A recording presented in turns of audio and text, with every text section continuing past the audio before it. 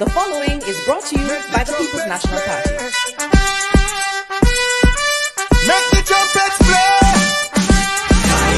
Jamaican people want better. Economy coming like stormy weather. Ancestors are turning on them grave. To get champion, we can do it together. When we look to the future of precipice, we see Jamaica needs the vision of the PNP. People said the bag of promises, them can't carry go shop. And the crime rate getting high, I wonder when it does now come Rex. Jamaican people want better. Economy coming like stormy weather. Ancestors are turning on them grave. To get champion. The proceeding was brought to you by the People's National Party. The following is brought to you by the People's National Party. Make the trumpets play. Jamaican people want better. Economy coming like stormy weather. Ancestors are turning on them grave. To get champion, we can do it together. When we look to the future of precipice, we see Jamaica needs the vision of the PNP. People said the bag of promises, them can't carry go shop. And the crime rate getting high, I wonder when it does now come Rex. Jamaican people want better. Economy coming like stormy weather. Ancestors are turning on them grave. To get champion. The proceeding was brought to you by the People's National Party.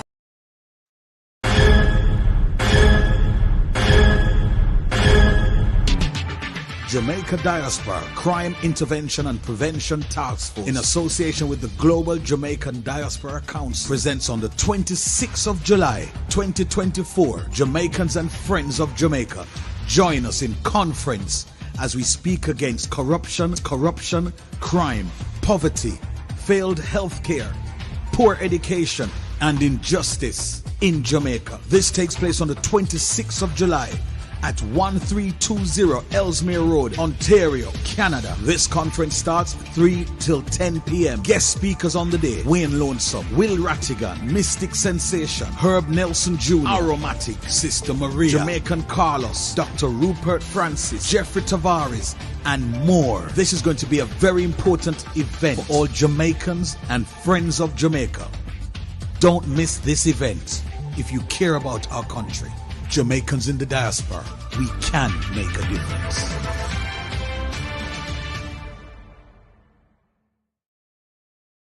Hello and welcome everyone. Happy Friday. Thank you so much for tuning in. Welcome to those in television land. Welcome to our silent supporters. Welcome to those in the chat. Hope everyone had a wonderful and productive week as usual, and looking forward to a restful weekend. Guys, remember, when you come in, thumbs up the live, share us out if you can, and if you're new to the channel, please show us some support by subscribing. Let me just go ahead and welcome those in. Sorry, before I do that, tonight's topic is God and Good Speed with your host Baron and Anne-Marie, and tonight's guest is going to be Mr. Dwayne Vaz. Let me just go ahead and welcome those in the chat.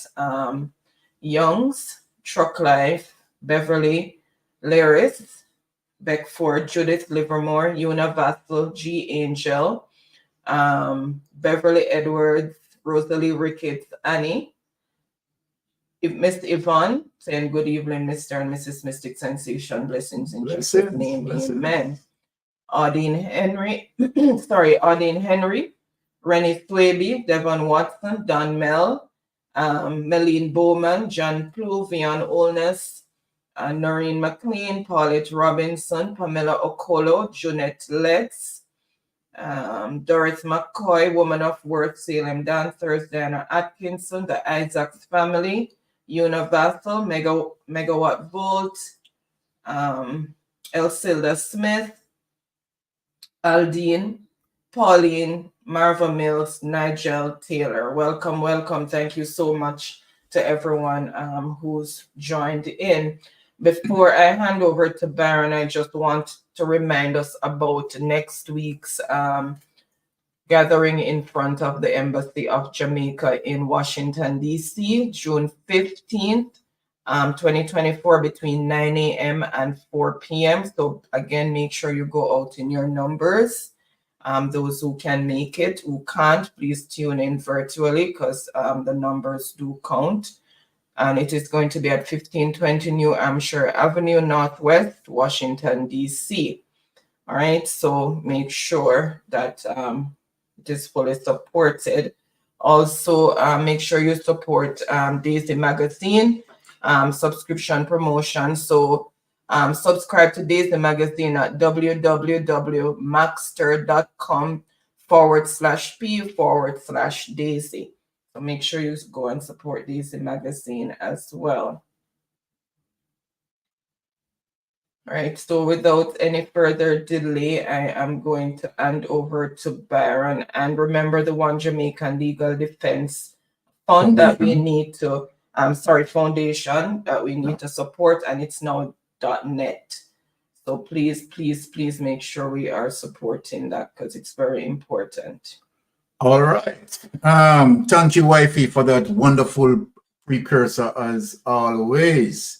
All right, you're always doing a wonderful job, right? It is not easy to manage the chat at times. So many people and the chat keep on running away, and you have to be doing all of that. So thanks for that, Wifey. You're welcome. Okay. Let me also give a big thanks, big umbrella thanks to all of the persons in the chat, right? All the persons in TV land, right? And all the persons locally and in the diaspora, right? And big thanks for, you spending your time with us. We all appreciate it. And for those who continue to subscribe to our channel, we want to say a big thanks to you, and we do appreciate that. Now, let me say this. You know that when Mystic Sensation, we are going to have a member of parliament candidate for Central Westmoreland tonight, Dwayne Vaz, will be in studio with us within the next half an hour, right? So we are going to wrap up some stuff until Mr. Vaz get into the studio. Having said that, my people, let us begin, right, the series of drama, the series of destruction, the series of, we know all of what is happening as it relates to the Jamaica Labour Party. The 8% lead out of the margin of error, right? Realize where Andrew Holness, right, seems to be realizing that, of course, the Jamaican people gone, left Andrew Holness. We have no confidence in a government like this that lacked transparency, right, and lacked integrity. This Jamaica Labour Party government, without no hesitation, as I always say, they operate like a criminal network. Having said that, my people, right, I am going to point to something that is developing as it relates to, of course, our potential prime minister has to correct, right, a particular someone's behavior because of they continue to tell lies, to sow the seed of destruction, and to do all of that. So what our potential prime minister done? No more with the bag of talking, right? Our opposition, the opposition leader now brought a lawsuit, right, against just one of the ordinary propagandists who always tell lies. And remember that Andrew Holness came out and said he's going to correct, right, some of his members of parliament right, to stay away from the distraction and speak the truth. But we know Andrew Holness. We know Andrew Holness, right, flip-flopping, right? And we know that Andrew Holness is the king corrupter himself. But before we get there, we are just going to play a clip to show Jamaican people, right, who is our prime minister, right? Someone that lacks the moral order and the moral base, right?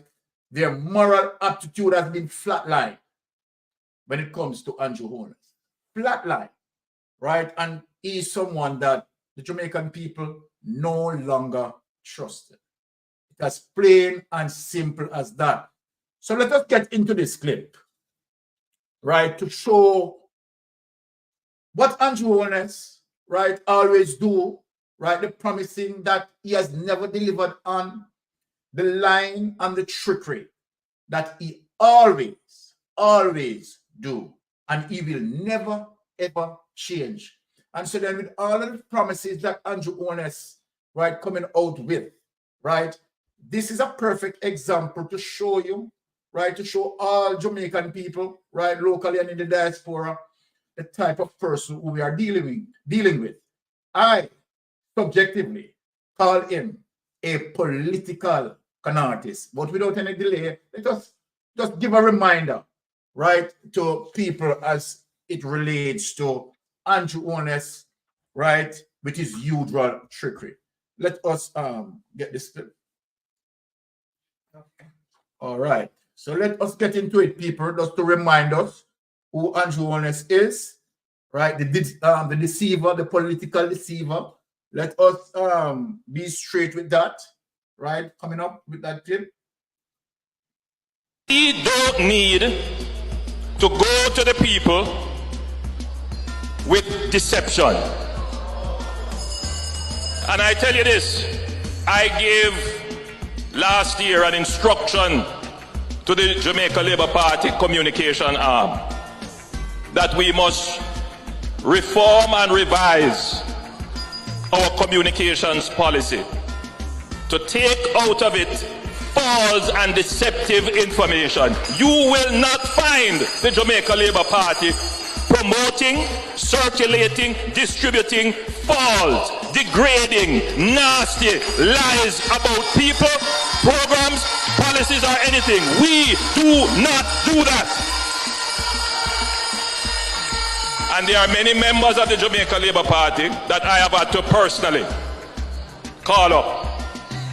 We don't need to do that. When they go low, we go. We must communicate to the people the facts. And in this world of social media, where grievance politics and negativity sells, we have to work even harder to make sure that our story is in the forefront of the minds of the voters.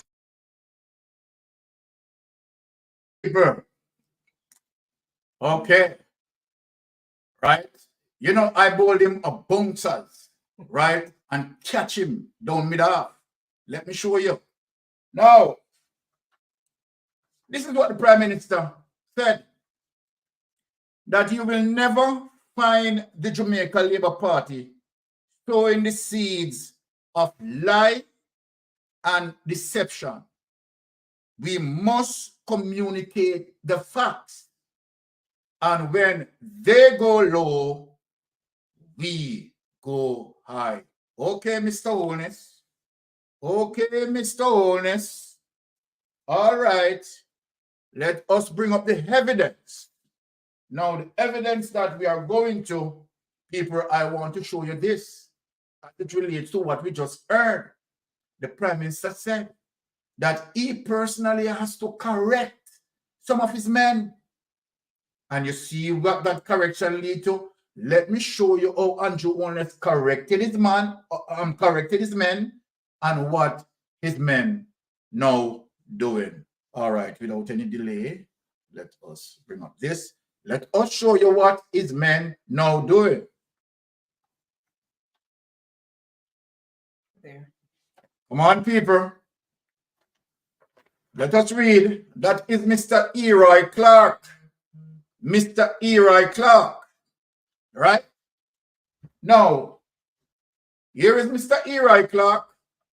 After Andrew Holness supposedly had spoken to him and told him not to bring out any lies and any deception. And he must listen that whenever people go low, he should go high. This is how Eroy Clark, right, going very high. Hear it for yourself, people. Sean, it seems like someone advised you to try and get us to call Mark full name. So they will have the evidence in court. But guess what? We are not as dumb as you and Trevor to fall for your trap. I have said it and I will repost it. Mark is 58. His wife is 49. Their first offspring is 35. Do the math. Is there a clear case of statutory rape? Take that away. Take that away. Clear case of statutory rape. And so then his intention is to say that Mark Golden, right, based on what he's saying, is a pedophile. That's what he's saying right there. Mark Golden is a pedophile. Well, let me tell you this, Eroy Clark. And this is why we know that everything that the JLP had done, right, coming onward from 1962, is to deceive the people of Jamaica with their lies and their corruption. So let me tell you now, Eroy Clark, that go do your research. Mark Golden's wife is older than Mark Golden. Did you hear what I said to you? Did you hear what I said to you, Eroy Clark? Mark Golden's wife is older than Mark Golden. So then, since you decide to put down in your garbage and your filth and your lies, this is what happened to you. This is what happened to you. So people, let me show you what Mark Golden had done. Slap him on his mouth. And not only slap him on his mouth, now he has to put on his red boot to climb up 11 steps, go to the courthouse, because he has to answer for such a lie and propaganda. That's always, right? JLP propaganda, right? Talking about FinSac, and that FinSac is PNP crime. This is them. This is them. This is their playbook. So let us show what the opposition leader has done, right? He does not have to come out and create any sort of loud noise or amplify his voice. What Mark Golden has done, okay, you said these things, right, to defame my character. I am going to have you sued. Let us show the document in terms of what Mark Golden did. Without any hesitation, put up that document, wifey. We don't play. We don't play. When you come up with your lies like that, people, there is evidence.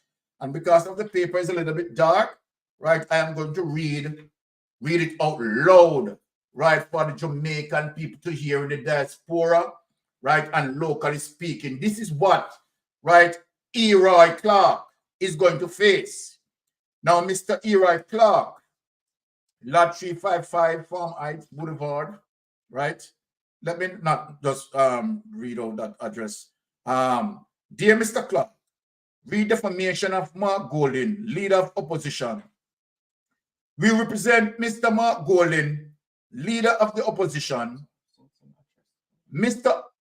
Golden, our instructions are that on or about the 6th of June 2024, in a WhatsApp group, sir, called CC Business Network of approximately 300 members, You published statements defamatory of Mr. Golden.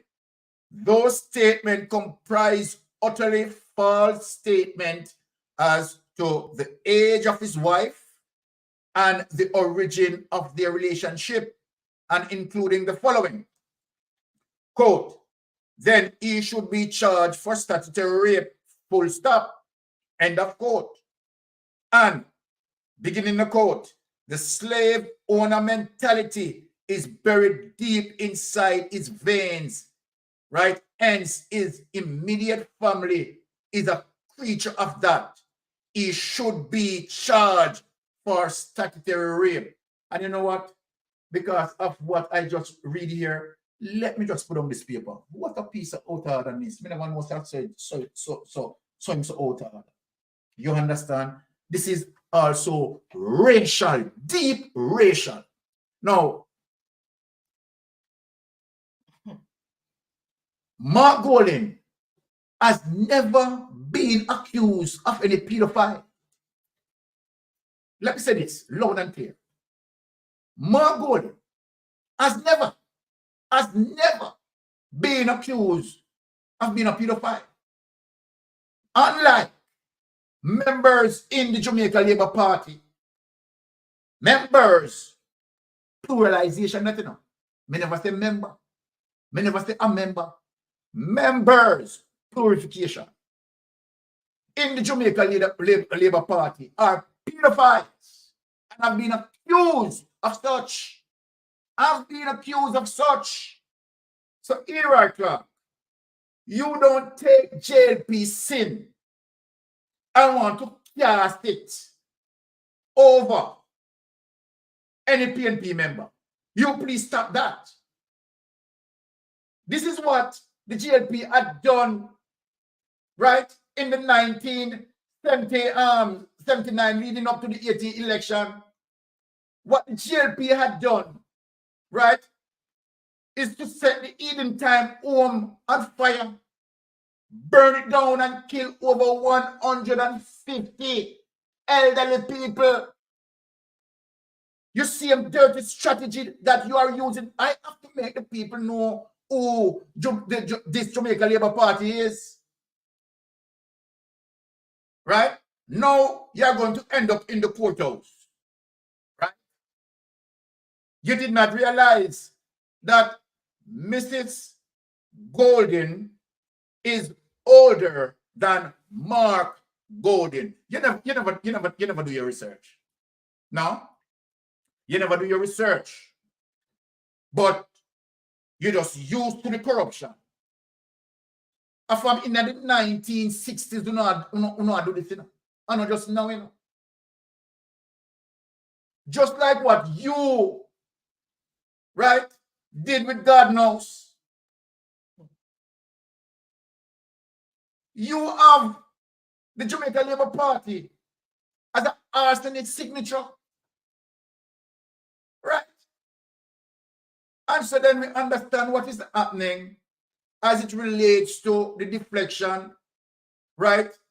As it relates to the illicit enrichment with most of you in the Jamaica Labour Party, the illicit enrichment. When Andrew Holness and Malo Ufort want to twist and twine up the Constitution and hide laws in the Constitution to have the Jamaica Labour Party get away from their wrongdoing. It's not going to work. It's not going to work.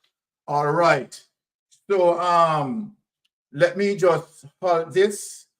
And ladies and gentlemen, as I said that we will be having our candidate member of Parliament of West Central Westmoreland, Mr. Dwayne Vaz, is here in studio with us. So we are going to just leave this chapter and we are going to speak now with one of our candidates. And let me say this to all of us who are here. We have more than, call it 600 persons in the chat, right? And roughly more than 4,000 people just tuning in now. I know that within the next hour, we are going to have a lot more. And so then, we have Mr. Dwayne Vaz invited here with us, right? Who is working quite diligently, right, in his constituency. Sorry, constitution. In his constituency, right? A lot of people love his energy that he is bringing in, and his style of politics, right, so far is well accepted. And we love what he's doing. We have done some research, and we have gotten good and strong feedback where this candidate is concerned. Mr. Dwayne Vaz, I want to say thank you to make it on the Mystic Sensation. How are you doing, sir? Well, I'm doing good, and I want to say I'm happy to be here. And I want to say good evening to both of you, everybody in studio, and Yes. also to all your viewers and listeners. So I want to say good evening to you all. All right. Thank you. Mr. Vaz. So my name is Anne Marie, and you've already met Baron. All right. Okay. So yes, Dwayne, you don't mind I just call you by your first name, sir? No, fine. Yes, I All do it. right. Okay, good. Okay, so I've done a little research, and I see where you were also president of the PNP YO some Yes. time ago. Is that correct? Yeah, that's correct. In my constituency, parish and region, but not for the national body. Yes. Okay. Well, But that's a good. I've served as the YO chairman for Central Westmoreland, Yes. Westmoreland as a parish, and for Region 6, which is the Okay. region that constitutes Hanover, Westmoreland, and St. James. Yes. All right. Yes. Thank you. So you're actually in the Cornwall region as it relates to what? Cornwall, Middlesex, and Surrey. So you're in the Cornwall region. Yes, we're in the Cornwall region. Okay. All right. So Mr. Dwayne, as it relates to your portfolio, right? I want you to just define your pre-political career prior to get into the politics. Tell us your pre-political career. All right. Well, as it really started through my first means of employment, which was the Social Development Commission. But I'll take you back a little bit before I went there, because I actually studied hotel management at University of the West Indies. But what really happened is that when I graduated, the September 11 bombing of 2001 was still affecting the industry. So when I graduated 2002, the majority of us who were in that year group found it difficult to get jobs in the tourism sector at that point in time. So naturally, we started looking elsewhere because we have to make ends meet. We had student loans to pay and stuff like that. So I got a job with the Social Development Commission. And what happened starting there, well, I can say I've never ended up working in the hotel industry after that. I began loving representation because I was a community development officer. So I was going out and organizing communities. I started being around persons who were affiliated to the People's National Party. I won't call any names, but my supervisor at the time was there. And my counselor, who is the longest serving counselor, well, one of the longest serving counselors in Jamaica, Devon Dandan Thomas, who is the counselor for the North South Division in Central Westmoreland. He was one of those persons who I met at the time, started talking about politics. My family was already aligned to the People's National Party. They weren't activists, but they were supporters. So I decided to join from the youth organization level. Then I became the chairman for Central Westmoreland, moved on to Westmoreland and Region 6, as I stated earlier. And I started loving politics from then. That time, Dr. Carl Blight was still the member of parliament in Central Westmoreland. Yes. After that, and when Roger Clark came, I started working as his CDF officer, which we call a constituency consultant. So I was very close to him, working in those different areas. And I just got to love it more and more every day. And by time I completed my master's, which I was doing at the same time with the University of New Orleans, I decided I wanted to go full force in the politics. So I started doing all the necessary things I needed to do while working with Comrade Roger Clark. It was a very good experience, and so the rest is history. At the time, I can make it clearly and state now, if Roger was still alive, I think Roger would still be the member of parliament. So I was not Yes. thinking of being the MP at that point in time, because Yes. I was just there playing my supportive roles with the councillors, with the member of parliament, and just doing what I think was necessary to ensure victory for the People's National Party.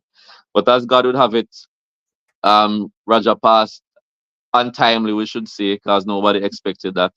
That opportunity came up. I was in that position, so I threw my hat in the ring. Went through a selection, as you probably would have remembered, and Yes. then became the member of parliament. So getting in politics, it came by chance initially, but after that chance, through the SDC and learning about community development, I then started loving the political aspect of it. All And being right. a part of the PNP, there was no other way I was going to head apart from trying to reach into the Parliament of Jamaica. And I was there, and I plan to get back there very soon. Okay. You spoke as it relates to the sort of your family that Yes. really links with the People's National Party. Yes. But here you are, and that you could make a personal choice. You want to tell us why that your personal choice choose the People's National Party as a vehicle, right, to harness your talent of Well, representation. from an early age, even though they were aligned, as I said, they weren't activists. They were the supporters, so there wouldn't be people who telling you every day that you have to support the People's National Party. But Yes. I did my own research. I knew that the People's National Party was the party for the people, the party that implementing the majority of far-reaching legislations in Jamaica that has put us where we are today. So I knew that, and I wanted to be a part of that. I wanted to be a part of that change that makes the masses of Jamaica better. And when I hear people making comparisons now and say they can't find a difference between the PNP and the JLP, the simple difference is that the JLP accepts the status quo and the PNP tries to change it. We get a lot of hits for it, but that's the fact of the matter. We try to change it, and we will always try to change it, because our belief is that the masses of people must benefit from whatever policies and programs are put in our country called Jamaica. Okay, and I like how you speak about the JLP maintaining the status quo. And just let me just further give some explanation to that, because we know that the Jamaica Labour Party is somewhat tied with capitalism, and Yes. People's National Party tied with the democratic socialism. We're talking about opportunity that needs to be permeated, giving every single Jamaican that opportunity to ride along, right? Providing, right, that of course they are pursuing, right, upward mobility, right, Exactly. for themselves and their family. And as you said, that the People's National Party is the vehicle for that success in terms of passing many legislation that even created several social programs, Exactly. Dwayne, right, that help several people. And people need to understand, and this is one of the reasons why I asked that question, right, for persons, why did you choose the People's National Party as opposed to the Jamaica Labour Party? We know that Yes. there are other parties out there, but third party that have never, been successful in terms of being in government. So we are talking about the two party. At times, Jamaica is quite polarized as it relates to JLP and PNP. But True. you made a choice as it relates to the culture of the People's National Party and the principle of which it was found on.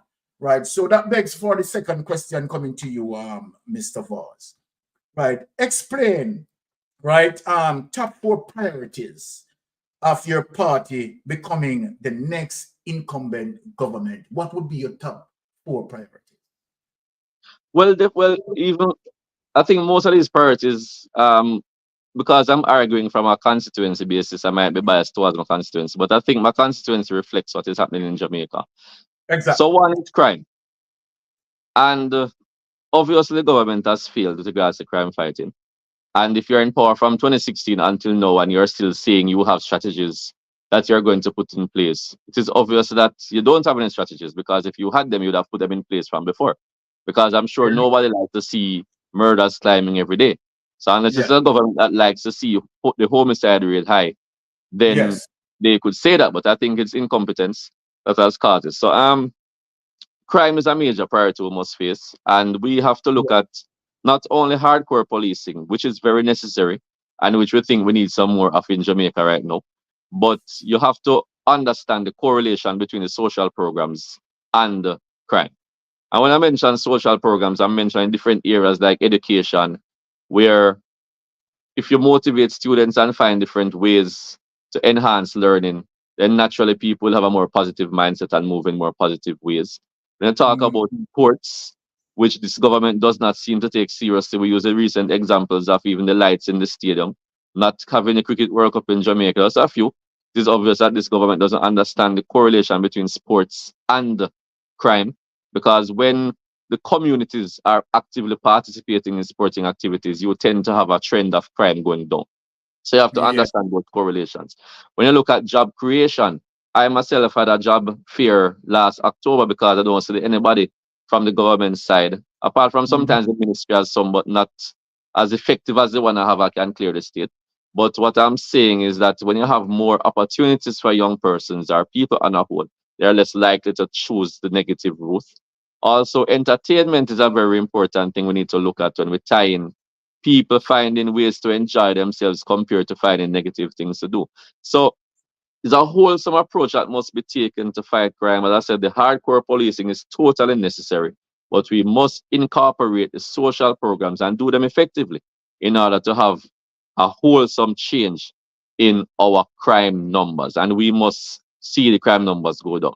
So that is one of the priorities I have. The second one, of course, is infrastructure. And when you look at the road network across Jamaica, yes, there are improvements with the highway, which we started, of course, and we're happy the government is continuing on that vein. But apart from the highway, there are many major roads in Jamaica that are in deplorable conditions. And we have known from day one that when you have good road networks, productivity increases. So we have to improve the road networks as part of infrastructure. The water situation, we must be able to have persons having access to water. Electricity, we need to improve on the level of electricity regularization that is going on. In my constituency, I can say since I regularized about 5 communities in my time, there has not been one single project that the government has done. So these are areas we must look at. Land regularization, I will be biased towards my constituency for that one. I know that people outside of Westport is always amused when they see houses being moved on tractors and stuff. And the reason why you find the movement of these houses is because of the lack of land ownership. People don't own the lands for the most part. So people are afraid to build permanent structures on these lands. So they opt to build board houses, which in case they need to move because they only lease the land and the lease is up and won't be renewed, or they capture the land and people come for it and they have to move, they build these houses which they can move to another spot in case that happens. So we must regularize these settlements and make people have their own piece of title to show that they own this piece of rock in this island. Agriculture is another major thing we must look at. We were kings of agriculture when sugar was king, Westward and especially. But we must face the fact now that sugar is on the decline, and we must find alternative crops to replace sugar. If I had my way, cannabis would be the way to go. I think it is the crop that can generate the necessary revenue, whether locally or internationally, that can create that amount of opportunities for our country. So, but we must look at the regulations that are there and find ways to change or relax some of these regulations so that more people can get involved in the cannabis industry. Where it is now, this is being stifled based on the regulations. And it was just recently, even New York, I think, as a state, changed the classification of the drug, because ganja is not seen again in some areas as a drug, but as a medical product that can be used that has many different benefits. So I think that is the way we should go. So those 4 priority areas I think we must look at, as I stated: crime, infrastructure, land regularization, agriculture. We must look at those areas if we're going to move our country to the next level. Perfect. And I'm glad as it relates to the 4 pivotal areas that you have touched as it relates to crime, infrastructure, agriculture, and land regulation. But I want to touch back a little with crime, because that is the fundamental. Yes. All of the 4 that you have pointed out. Well done. Let me say that, because what I am hearing from you, what I'm getting from you, right, is you're a person that identifying the problem, right, and not just identifying the problem, but to move further than that in terms of suggesting, right, the reasonable, right, solutions for these problems. Because Yes. everything that you have said, right, that is, the way to go, and I do agree with what you are saying there. But when we look on crime, I am going to push you a little on crime. When you look on crime, right, we have seen that the People's National Party handed over the baton of crime as it relates to 1,208, right, persons being murdered, number 3, right, and as a result of the Jamaica Labour Party, who was criticizing the People's National Party at the time.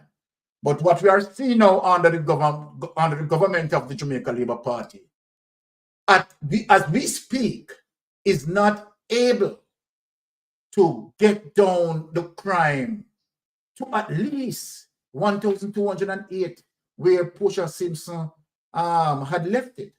I know that, of course, Dwayne, but I'm just picking your brain a bit, that you are not the government that need to answer this government, need to answer this question. But what do you think that this government is doing wrong? Well, the first thing they did, remember that Unite for Change program that we had? They basically scrapped that program as they came in. And that was a social program that was working. The minister also went on record saying that social programs are not helping with the fighting of crime, which means that they don't take social programs seriously, or they don't understand the correlation between these social activities and the level of crime. So what they have done wrong, they have not invested enough in those activities. And I notice a lot of times they spend more time with the investing in the military and not in the JCF. And the JCF, the JCF would be the ones who have direct contact with persons on a daily basis, apart from when you have a SOE or a ZOZA when the soldiers are coming into play. But generally speaking, we must invest more in the Jamaica Constabulary Force. We must invest in the intelligence aspect of it, where we can be able to solve a lot of these crimes that we can't solve now. And we have too many repeat offenders. We have the system is just not working the way it is supposed to work. And as I said, it takes a collaborative effort. It takes a combination of different things in order to get it done. So they have not been successful in doing that. Well, they have failed miserably. Miserably, I must say. And they came into the elections with the popular talk of cans. They were able to sleep with their windows and doors open if they were in power. But no, I don't think you have had an investment in grills and houses like what we are having right now. So they have failed miserably, and we really need to get back in power to curtail this ugly monster culture.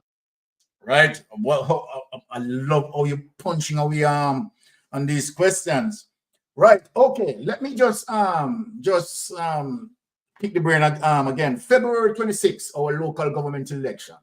Yes. Right. And of course, the PNP had done what many, right, believe that the PNP couldn't able to do, but the PNP was successful and obviously won the local government election.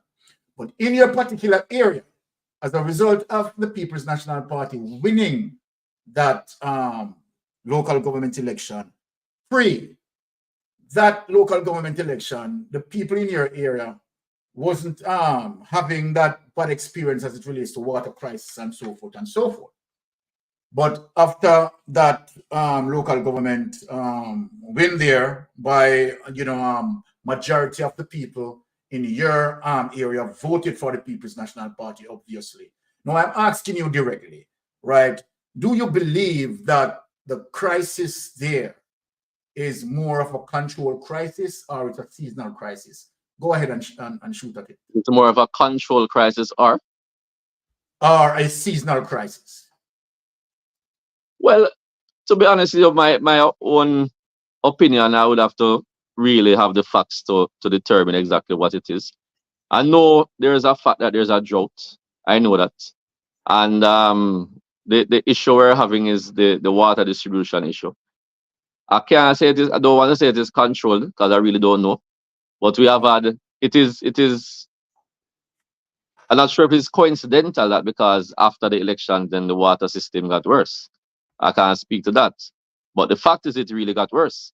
But the reason why it got worse, I leave that there are persons to try to form their own opinions on that. But yes, we know there is a drought situation, as I stated earlier. The problem we're having in Jamaica now is not availability of water, it's the distribution and access to it. So there are many areas that in Jamaica where still can't get access to water. There are many areas who used to have access to water that are now having issues with getting water. We understand that we have more and more people coming on, but what the government needs to understand is that we must improve infrastructure to match with the growing demand in different communities. We have not improved the infrastructure for water in many years. And since they have taken power, even my constituency, there has never been a water project in my constituency. While I was there as MP, I initiated two different projects. One where a community didn't have water from 2007, that is Highgate, and improving the Harmony Town water situation in Savlamar. They are now having water issues again since the local government elections. So the reason the NWC is saying is that a lot of the infrastructure is old and outdated, and because more people are coming on, they are having issues supplying. The drought has complicated that, but what we have to look at as a comprehensive effort in Westmoreland. The shadow spokesperson on water recently made a lot of suggestions that we can use. The major suggestion though was combining the carburetor water supply with the Roaring River. Currently, Roaring River is the one that supplies Westmoreland. The carburetor is another perennial river, always full of water, but has never been used. The NWC has a report stating that it is possible to harvest 17 million gallons of water from the carburetor alone on a daily basis. So what we're suggesting is to combine the carburetor with the Roaring River so we can have more access to water, not only for Westmoreland, but for Hanover also. So it is just how we go about this distribution, as I said, because water is in Jamaica. It is just not as accessible as it should be. And we have to ensure that when we return to government, we make it accessible, because it doesn't seem like they are listening to any of the suggestions we are making. So of course, when we get back in power, we have to ensure we implement these things and get it right. Yes, as it relates to access to, right, I want to just ask another question where that is concerned, because as it relates to National Water Commission, right, Yes. and having that monopoly, right, do you believe that there is no space for competition? Have you ever think along that lines? Yes, I've thought about it, just like with the JPS, because when you have a monopoly dealing with stuff like that, it makes it difficult for the beneficiaries, the persons who are supposed to benefit from it. So it's a major thing, something we must look into, something we must try to figure out. Just like with the phone, the telecommunications industry. Remember when we only had cable and wireless at the time, and since digital came in, they had to step up their game also, and it made you had a choice now of where to go. But with water and light, you don't really have a choice. You have to just work with what is there. So competition will help if it is available. And I think that is something we have to really think about seriously and put it in the right and effective way. I love that. All right. I'm going to get in a little deep water here because it's a hot button issue within the last 2 weeks, right? Now, what is your input on dual citizenship making representation in the Jamaican Parliament? And let me just stretch on this question. I am not talking about Commonwealth citizens only, because the diaspora is large. Yes. Right? Jamaica occupied roughly about, say, 3 million to 3.5 million, and the diaspora likewise, right? Yes. Might be another 3.5 million.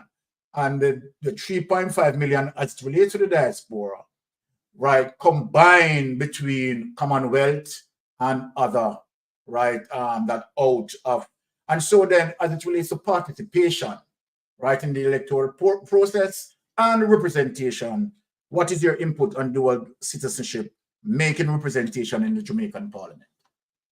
All right. Well, first, I must say this dual citizenship issue has made me realize how many persons in Jamaica are not aware of what is in the Constitution.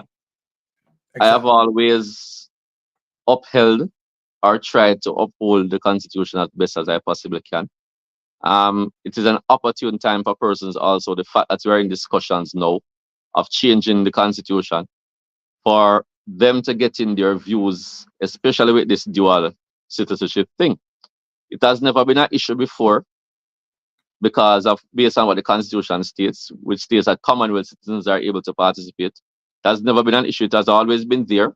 But all of a sudden now, it has become a big issue and everybody has an opinion on it. My own personal perspective, as I said, as long as it is okay within the rules and laws of Jamaica, I have no issue with it. If we go ahead and change the Constitution and say that persons cannot represent if they are dual citizenship, I still would not have an issue with it. So as far as I'm concerned, as long as somebody has Jamaican citizenship and they're upholding the rules and laws of Jamaica, then, which would mean they are adhering to the Constitution, then I have no issue with them sitting in the Parliament as it stands right now. Okay. Bearing to the fact that when you look on, persons in the diaspora, Yes. right, and you look on remittance, right, as it relates to 3 billion and sometime a little bit over that, coming from the diaspora, Yes. right, and you have a system in government that would want to move towards, right, saying that they don't need to participate in the electoral process, right? For me, in terms of subjectively, I think I personally have a problem with that, right? But however, right, but as you said, right, that you are willing to obey the law, and nothing wrong with that, right, in terms of you obeying the law, right? Now, let us move to this question, right, as it relates to what we have seen now playing out when it comes to illicit enrichment, another wrongdoing that politicians, right, involved with, right, Yes. all sort of unethical behavior, right? And so then that question begs to ask you, do you believe that an impeachment act must be entrenched in our Constitution? And if your answer is yes, tell us why. I don't think it has to be in the Constitution because there are already provisions made in the current Constitution to deal with people who are not upholding the laws of the land. So, for example, MPs and senators, there are provisions already there in the Constitution for them to face the courts if they are being unlawful. And the issue with the impeachment thing is that not like what is currently there, where you can go to the courts and be dealt with by a judge. If you're going to be impeached, you're actually being dealt with by sometimes persons who are politically motivated, sometimes people who don't necessarily have the experience of trying somebody. So it can be very biased, and that is the issue that I have with it. What we can do is strengthen what we have already. Because I think our law states, as long as somebody is found guilty and in prison for 6 months or more, from a reach 6 months, you have to vacate the parliament anyway. So probably we can change that law and don't have the 6 month requirement in it, as long as somebody is convicted, if it's even for your sentence is 1 day or 2 days. The fact that you were convicted of such an offense that is considered unlawful, then it can be dealt with from the court level. But as I said, the issue with the impeachment is the political bias that might come with it. And as long as you are able to influence persons in that particular way, then it is easier for you to have a biased result than if you go through the courts of Jamaica. And the same thing, separating the whole judiciary thing from the political part of it. If you use the impeachment, you will be actually going against that principle also.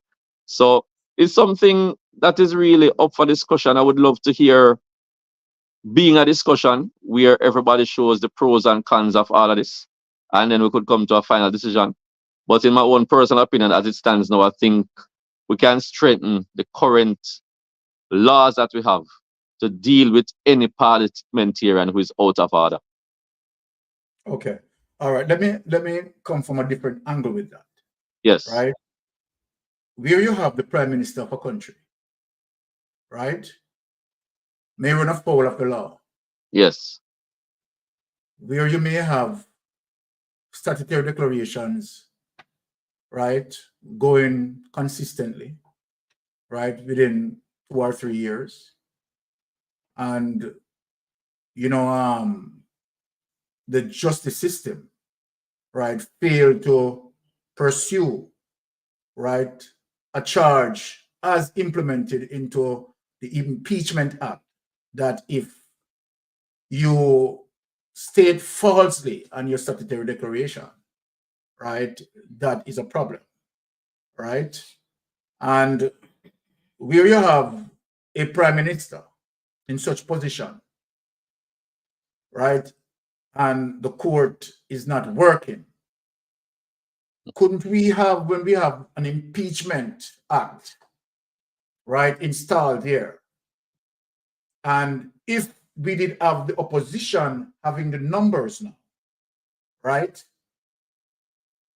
wouldn't that be utilized in a very successful way to discipline the prime minister? I'm just asking. Well, again, to impeach him or impeach anybody, you would have to have the numbers, as I said. Exactly. And if you don't have the numbers, for example, in the case of the government in Jamaica right now, if you should try to do something like that to a government member, for example, it would. But no, where I wanted to stick, sorry to interject there. Where I want to for you to stick on is where we have, right, a number that can oppose and deal. I want to show the effectiveness of the impeachment. Yes. Impeachment. So we are not talking. We're not giving a scenario as it relates to, you know, the opposing side not having the number, right? I want to show you the pros from that end. From that end. When you have the number, right, it can bring about a solution, and that is why, to me, right, yes, I believe that an impeachment act must be entrenched in the Constitution. Well, it's something up for discussion. I think some countries have used it. When I've read some of the reports, though, it seems like it has been inefficient based on what they have said. It has been biased sometimes. So it's something we have to ensure we discuss in detail before we take that road. It has been there, but I don't think much serious discussion has been had on it. And that's why I think it should be really delved into a bit more, where people really fledge out all the positives and negatives of it, and then we come to a final decision. So it's either strengthening what you have already or bringing in the impeachment clause, as I said. But I was thinking from that perspective, for it not to be politically motivated, if we strengthen the current laws we have, I think we could achieve the same objectives. So just like how in some, like probably in our country now, where we're having with the statutory declaration issue that is going on, I think if we strengthen our laws to ensure that persons have to be held accountable for their actions, then we wouldn't even have to think about that. But as I said, it's a discussion we must have, so we can then decide what is the best way to go when it comes down to that particular law. Okay, fair enough. I know you have a little situation with the Integrity Commission Yes. investigators, right? I am not going to get into the detail of that, but I just want to ask you, generally, what is your position on the muzzle clause, section 53, subsection 3 of the Integrity Commission Act? Do you believe same should be amended to reflect transparency in allowing the investigators to speak on investigation, providing that the evidence is valid and substantial? What say Before I get to you? the gag order, you said you didn't want to say anything about my thing, but let us state categorically clear that that Yes. case has been completed. I was Yes. charged. The fine, Yeah. the same fine that I told you from day one was the issue. I have been Yes. telling people from the first day that it was a fine that was the issue from day one. I was Okay. charged with fine yesterday. It was paid, and that Yes. case is now closed. It was never a case of not submitting the documents. My documents were submitted and certified, not like Yes. some people that we hear of. Mine has been Okay. certified.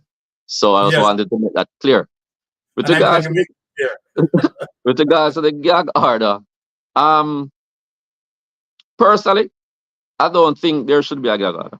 I don't think so. I understand where it is coming from, because the way how people are judged nowadays, I can use my own situation. Yes. Nowadays, people just read a headline, not even reading the story, and form their perceptions of a person. That is Yes. how news is nowadays.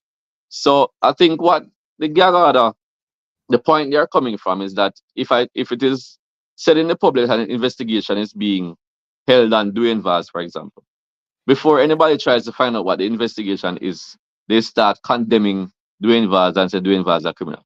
That is the way how we think nowadays, and that is the reason why I think they were putting in that gag order to avoid that situation. But in my own opinion, as I said, I don't think it should be there. I think if you are being investigated for something like, especially if it is already in the public domain, it is no issue for them to say we're investigating this person on this issue. So I really think there shouldn't be one. But Yes. I know as it stands now there is.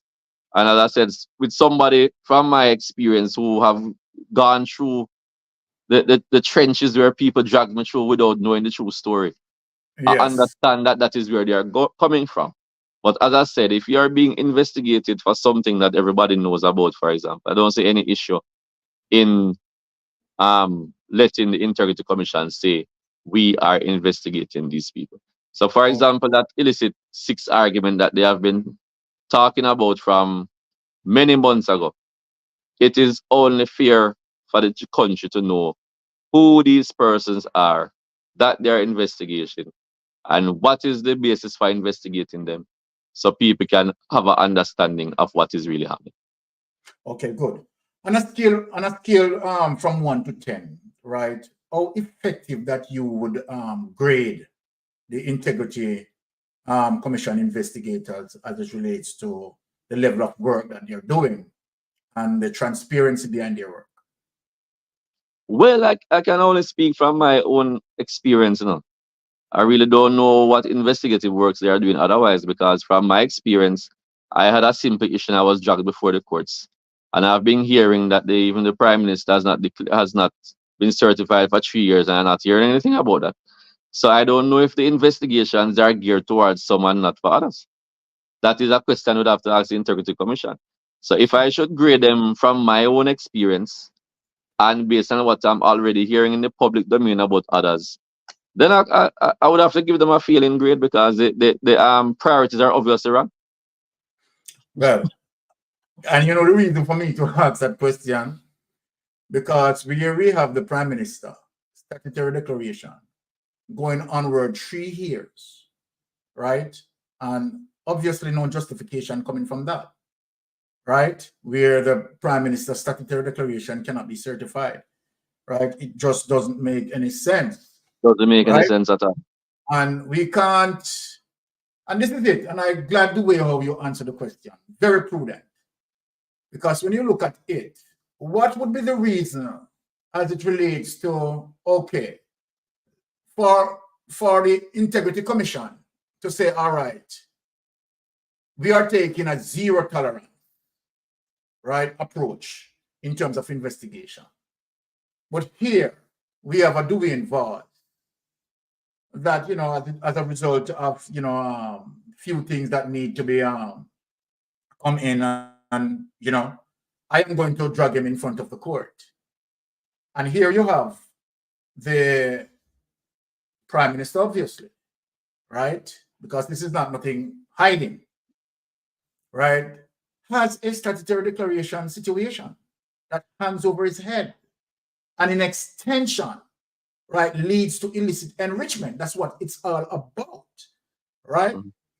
So then, what is happening as it relates to the system measuring fairly in dealing with every single person, right? And I think I am going to agree with you, Wayne, that we need to see a level of fairness as it relates to the investigation, as it relates to, you know, there's nothing wrong in terms of what the Integrity Commission had done in terms of, you know, whatever document outstanding and so forth.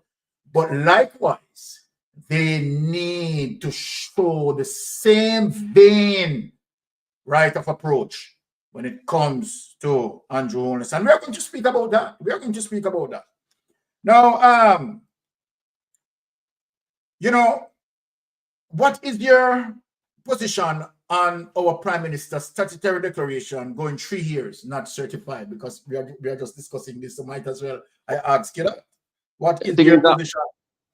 It's an untenable situation. There's no way the leader of the country should not be the one upholding the law. I think the Prime Minister should be the first person whose declarations are certified, because he's the person leading the country.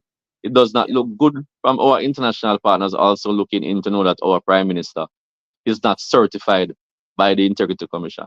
There's no way you should be leading neither a party nor a country if you are in such a situation. So I really think it's an embarrassment to Jamaica, and it's something that people should take seriously. It's really sad sometimes when I realize how people can get politically biased in a situation like this, where you're looking at a leader who cannot certify and people don't see anything wrong with it. But I guess that's where we are sometimes as a country. But we have to educate people and let them understand, because the regular civil servants have to declare. So why the head civil servant of this country, the head servant of this country, is not able to certify? The questions are there to be answered. They must be answered.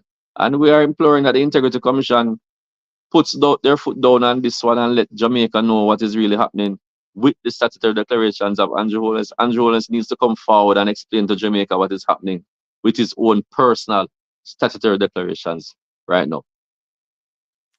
You know, listening to you, Dwayne, right, my heart just grinch, right? And as it relates to my society, as it relates to my people, how do we reach here, right? Seems like we are numb to the fact that we have a Prime Minister that is statutory declaration for 3 years, right? Cannot be certified. Cannot be certified. Now, if you are to make comparison, there is no Prime Minister in the entire Caribbean, as we speak, where the statutory declaration going 3 years uncertified.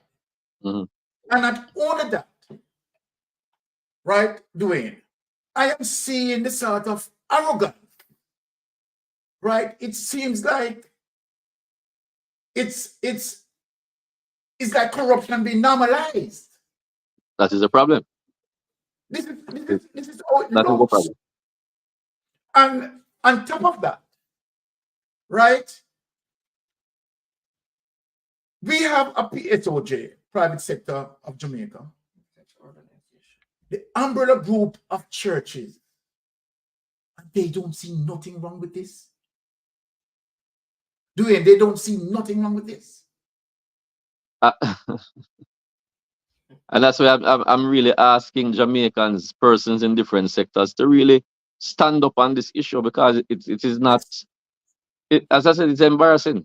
We should never be in such a situation in Jamaica. There's no leader that should be in such a situation. And it's not 1 year, it's not 2 years, it's 3 years. How long are we going to continue? 4 or 5 before somebody really shows us what is happening? So if we're going to deal with certain people certain way, I think it should be a fair thing across the board. If it's going to be a zero tolerance approach for one person, it should be the same approach for everybody. And the Prime Minister, as the leader, must be held accountable for his actions. Exactly. 110% agree with you, Dwayne. Right. And this is why this, programs like this, right, exist here. Right. People, let me say, I want people to go over Kamala Right Mango, right, and endorse Kamala Right Mango, right, another effective program. I want for persons to endorse Aromatic, right, and remember, you know, Wayne Lonesome, right, Man in the Wilderness, you understand, endorse, and remember, Reason with Rattigan, right, remember to do our endorsement. With programs like these, right, you are getting well-informed information. And yes, Dwayne, we're moving on to the next question. What is your position where a minister of government breaches the Data Protection Act? Should that minister be prosecuted according to the law? If your answer is yes, please explain why. Well, as long as we have the evidence that he has breached the Data Protection Act, he should face the full course of the law. I know the discussion that has been happening. They have, after we had put out the information saying they have breached it, I know he has claimed that he did not breach it because he got the information from one of our party members. I guess that will be hard to prove. But as long as it can be proved that he did violate and did breach the act, then he must face the full force of the law. That is my answer to that. Fully agree. And I know that many Jamaicans who are listening to you, right, they also agree with you, sir. Right? I know the chat agree with you. What are your views on the many construction, housing, and commercial projects currently being undertaken in Jamaica, and the technical persons such as engineers, quantity surveyors, etc., are unable to gain employment from these developers? You know, this question goes to, you know, our meritocracy system that we believe in, right? So please go ahead and answer that question. Well, it's definitely a slap in the face to Jamaicans, because they have a development in your own country. You have the necessary expertise. You went to school for this. You're invested in yourself, but yet you can't benefit from the large projects to make. So for you to see where your investment is beneficial to you. So it's a sad situation. I think any investment that comes here, it must be a collaborative effort where our people are involved in a significant way. So any deal we're signing, we must sign it in a particular way where the work, significant amount of work, is being done by our people. You can't have large contracts to develop this country where we can't have our own people assisting in it. Our same people are going to be the ones who are working at some of these places when the development is finished. So why can't we have them as a part of the development? So we can't only think about the sector who going to be doing the day-to-day jobs after the establishment is completed. We must think of the sector that is developing that particular establishment for you to be there in the first place. So I want people to think of it as a wholesome thing and realize that everybody must get a piece of the pie if you are qualified to do so. So I am not saying that people who are not qualified should be getting jobs in areas they're not qualified for. I'm saying if you're an engineer that you're qualified to do a particular job, if you have the necessary level of experience and expertise to do it, I can't see why you are not included in the process. So we have to look at these things. Even with the Spark program that is coming on now, there was a major uproar about the Spark program because the requirements, no local contractor would be able to fit the requirements that they put out there. Or if they have any local contractors, it would be one or two. They have now recently stated, because of the backlash, that local contractors will be involved in the process. So we are waiting to see how they will be involved. Because we know this government sometimes come and talk because people are bashing them. So we really are waiting to see how the involvement going to be and to see if our people really will be included in these types of developments. But it's a shameful situation as it stands now. And that is why we're having so much brain drain. That is why so many people are leaving with the technical skills and going abroad because they can't get the necessary opportunities here in their own country. So we have to set the playing field level so persons who are qualified to do whatever they should do can do it in their own country and don't necessarily have to leave. Awesome, awesome, awesome, awesome, awesome. Awesome answers. I love that. I love it. Let me just a glimpse of question somebody asking if I'm willing to work with the diaspora to assist with resolving Jamaica's problems. The simple answer is yes. Okay, all right. We love that. We love that. Okay. All right. So we are getting to our final question. Right before I ask Mr. Wayne to give us an exit speech in terms of explaining why we need to vote for Dwayne Vaz. So the last question, what are the PNP plans in regulating informal settlers so as to have them purchase titles for their lots they currently occupy? This is a hotbed issue for many Jamaicans. Well, as I stated earlier in my priorities, I really had this in my priority. If you remember, PNP were the ones, if you remember the Operation Pride program back in the 90s, no, back in the early 2000s, late 90s, early 2000s, when Dr. Carl Blight was the Minister of Water and Housing, that program was geared towards exactly that, formalizing informal settlements, letting people have their titles. Some communities were sorted out, a lot of them weren't completed, and change of successive governments, we have not been able to get back to where we had started then. We need to develop a comprehensive program, and we plan to. It is a part of the opposition's plan going forward to create a comprehensive policy where we can ensure that we regularize all these informal settlements. People don't understand how much these informal settlements create negative impacts on people's lives generally. So we must ensure that we formalize them. Persons can have a sense of pride that they own this particular piece of property, and they can use their titles to do whatever they want to do with it also. So there is a plan from the PNP to do that. It's something that we are definitely prioritizing. As I stated earlier, it's in my top 4 priorities that must be done to get Jamaica to where we want it to be. So that is really at the forefront of our mission to get Jamaica people on a level playing field so we can bridge that gap between the haves and the have-nots. Wow, awesome. For me personally, you are done extremely well. And I know that the chat is totally in love with you. Right now, we have more than 5,000 people, right, tune in, right? And we want to say, right, I'm going to give you this platform, right, to tell us, right, why, of course, the Jamaican people need to vote the PNP in and vote you in as a member of parliament. Just before I answer, let me just answer the last question as it pop up on my screen again. I think you alluded to it earlier when you asked me, you were asking me about the representation from the diaspora and if persons should be able to vote. I think that's why we, as I said, we need to have a wholesome conversation with the new constitution that is coming in. I personally think that persons who are contributing positively to this country from abroad should be able to contribute to who is running the country also. So I have no issues with persons in diaspora being able to vote. And that is why we're changing the constitution now. So we need to have the discussion. We need to put these points forward so it can be a part of that final document when it is produced. So I think persons in the diaspora need to just get into the discussions, ensure you put all the points on the table.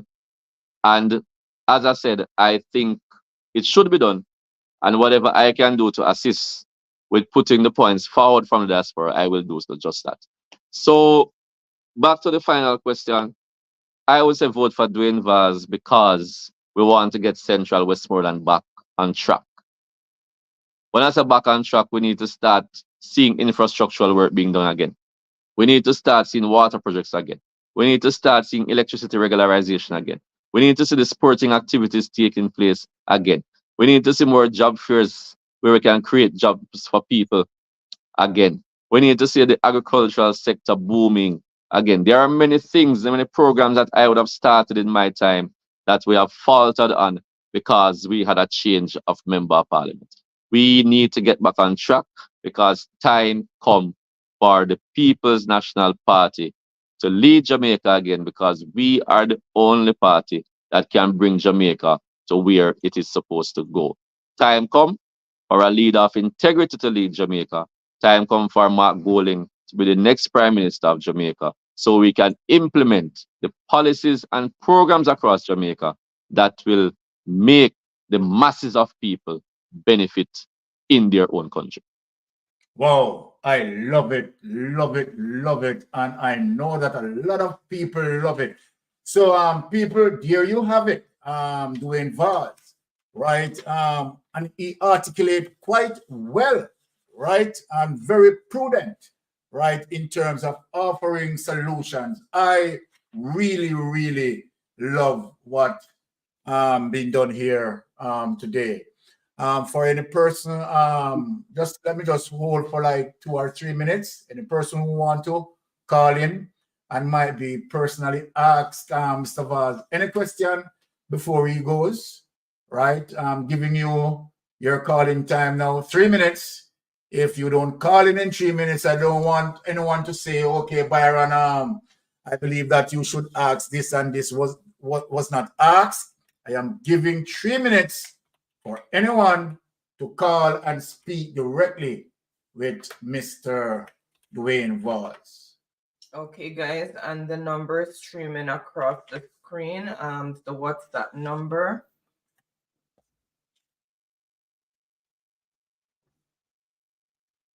I'm also gonna pin it in the chat. I don't know. It seems like I asked all the questions that need to be asked. No one called it. Well, I'm gonna ask the listeners and your viewers also to follow my social media platforms so you can keep in tune to the things I'm doing. So Yes. I'm on Facebook as Dwayne Vaz, then Dwayne Vaz MP. I'm on Instagram as Dwayne Vaz 1. I'm also on Twitter, TikTok. All right. So you name it. So just follow the platforms. You'll see the different things. We have a program every Monday called Power Talk Mondays where we discuss different issues. We have a program every Friday called The Word on the Street. That is more geared to the shadow minister portfolio that I have. So I just want persons to keep in communication with me. You will see the different platforms. You can contact me by that way also. And also my WhatsApp, my phone number on WhatsApp is 8874139. So there it is. Easy to find. If you call and don't get upset. Sometimes the phone's always ringing, so you can send me a WhatsApp message, and I'll definitely return the call or WhatsApp as soon as I see it. Okay, we have a caller here, right? Let me hear from this caller. All right, thank you, caller, for calling in. You're on Mystic Sensation Live. Go ahead. Good night, Mr. Vaz. Okay, Mr. She said good night, Mr. Vaz. Good night. Good night. I am from Trelawney, but I love what I hear. I love it. I love it. And I give you thumbs up. And I look for the best from our comrades. I look for the best. And God be with you. And you be careful as a comrade because they don't love us. So you be careful. Bless up yourself. Stay blessed and stay strong. Love you. All right. Thank you very much. I appreciate it. Love you too. All right. Thank you, Carla, for your input. Thank you for calling in. Yeah. Bless up. Bless up. All right. Okay, Dwayne, just gonna, because several persons has been asking in the chat, and one person is like, why are you not answering the question? They're asking, are you related to the Darren Vaz? We know If I'm what? Related to Darren Vaz. But just to put their minds at ease, and the person keep asking the question, and I'm asking, why are you not answering the question? So let me just... No, I did not see the question, but the simple answer is I'm going to tell you the truth. Based on a conversation with his father, who I met a couple years before he passed, And when the father asked me, that's Douglas Vaz, when he asked me where I'm from, and I told him I'm from Cave in Westmoreland, he told me that's where the family originated from. So he wanted to do some research to see how the relation goes. But based on what he said and where the family is from, we had accepted from then that we are far cousins. But Okay. neither me or Darrell has done in-depth research to see how close that would have been. But All right. based on the little information we have, yes, we would say we are far cousins. Yeah. The comrades wouldn't mind you stay far than near. You should be able to decode the last name. Hold on. It's a person hung up. Okay. Hold on. The person hung up? No, the previous person hung up. Let me just clear this. Okay. Okay. All right. Thank you, caller, for calling in. You're on Mystic Sensation Live. Go ahead. Hi, this is Michelle Guthrie. Dwayne Vaz. I'm from Westmoreland. I'm from Bath District. Oh, you're from Bath? Okay. Bath District, just down the road from Savlamar, not Bath. Yes, man, I know Bath District very well, man. Where in Bath are from? The Tivoli side or further up the road? Okay, so no, I don't reach up to Tivoli side. I don't reach up to the ballroom. Okay. About the fifth house from Torrington, from the crossroad on the left-hand side. Okay. And so I was there recently, and I saw there's all this fencing around Bluefields Beach.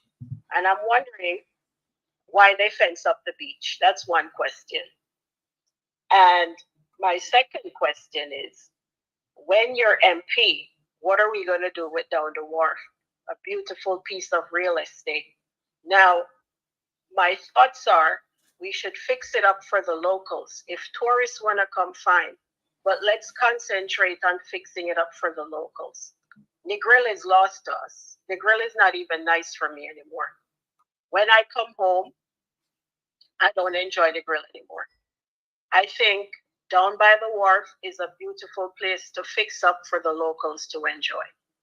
What are your thoughts? I think that's something we have always thought about. Actually, when I just turned member of parliament, I brought the then Minister of Tourism down there for that particular reason. That was Wickham McNeil at the time. And that was the same exact reason we wanted to see how we can develop that particular location. Because in every major city in the world, the waterfront is a major attraction. So I can't see why in Savlamar the waterfront is not. So we need to really put some serious investment and planning in getting back that area where it is supposed to be. But as I said, I brought him down there in 2015. We subsequently lost the election February 2016. We're in opposition until last in 2020. So no serious discussion really happened after that because they weren't in a position to influence it anyway. So it's something definitely I'll be bringing back to the table as soon as we return to government, because it is a sore eye at the moment, and it is we know the potential that it can bring for not only Savlamar but for Westmoreland and our whole. It's a beautiful place. It is. With regards to Bluefields, I really don't have as much information to answer. You're going to do some more research on it. And I was hearing some issues. A part of it was private. I know the UDC had control of the beach park, but the part that the place that was fenced, I was hearing that belonged to, I think, Bluefields Bay, but it was that whole argument sound confrontation and contradictory, as the residents were saying that is not so. So I really would have to do some more research to see what is happening at the Bluefields Beach. I know Bluefields is really in eastern Westmoreland and central, but as I said, I will definitely check it out because Bluefields is the first beach I went to as a child, and it's somewhere we continued going for up till now. We'll go to the Bluefields Beach. So it's somewhere, and the public feels comfortable going. So we really need to get it back to where it's supposed to be and don't let people feel that they are locked out of this particular beach. I know this government has a habit of locking out people from beaches, so we have to really look into those situations. Traditionally, Bluefields is kind of the beach for the locals because Negril was so touristy. And now the small part of Negril that was for the locals, I hear that now they sell part of it. So I don't know how true that is. I mean, you know where it is that we go to the free part of Negril, you go through some barbed wire, go under barbed wire, and which is a whole other story for me. But the thing about Bluefields Beach, last year when I was there, the guest house, they actually put a barrier across the sand. And Yes. the guards were telling the kids that they can't cross the barrier to come on that side. Yes. Now, I was there a few weeks ago, and I don't see the barrier there anymore. The guards are not telling people to move. But my understanding is the guest house is trying to get more of the beach. So that pushes us away from where we normally bathe. I don't want to take up all the time. But the last thing I'm going to say to you is two more things. The ball ground up about, we need to make that into a nice park. I'm there. I'm willing to help out and be a part of it. The next thing I will say, the teacher's cottage down at Stratbogie, let's think about turning that into a community center. Okay. Okay. Are you aware of the teacher's cottage I'm talking about down at Stratbogie? I'm trying. That's around the Stratbogie or Backhatfield you're referring to? No, on the main road of Stratbogie. On the main road. Just, you know, the teacher's cottage where the old school was, or if you're not from the area, you may not know. You know where the post office. I'm from Sab, so. Land there, that is a government land that I think is a great place for us to build a community center. Now, Okay. I have a little thing that I've been doing. I cook on Sundays. I send money down and they cook at Stratbogie, right there by the old post office, if you know Okay. where it is. And that is I think I know what we're talking, but is a discussion I think we should have. So I think you should record the phone number and really reach out to me and we can have just send me a message and we can have a discussion on it. Oh, I plan to with you and Dandan and the Froome division. Yes, yeah, exactly. Well, exactly. thank you. I don't want to take up any more time. It was a pleasure. All right. Okay. All right. Thank you for calling in. No problem. Thank you. Bye-bye. Blessings. All right. There we have it. We want to say, Dwayne, a big thank you for making it Mystic Sensation. And I know for sure that this is not your last visit, right? Definitely. We're looking forward to have you again, right? We want to say, we appreciate your appearance and we want to say a big thanks to you, sir. All right. And I also want to thanks for the opportunity to be on the program. I really enjoyed it. And I think it's a very good program and I'll definitely continue promoting it also. So I said looking forward to being on it again also. So happy to be here. Hold on, we have another caller. Hold on. Yes, caller. Thank you for calling Mystic Sensation. You're live. Yes, you want to turn down the device in the background there? Hello? Yeah, you have to turn the device off. You have a device in the background there. Hello?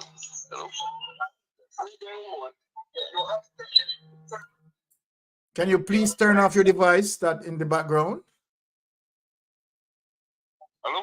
Yes, yeah. You're on Mystic Sensation Live. Go ahead, sir. Yes, man. I like how gentleman sound.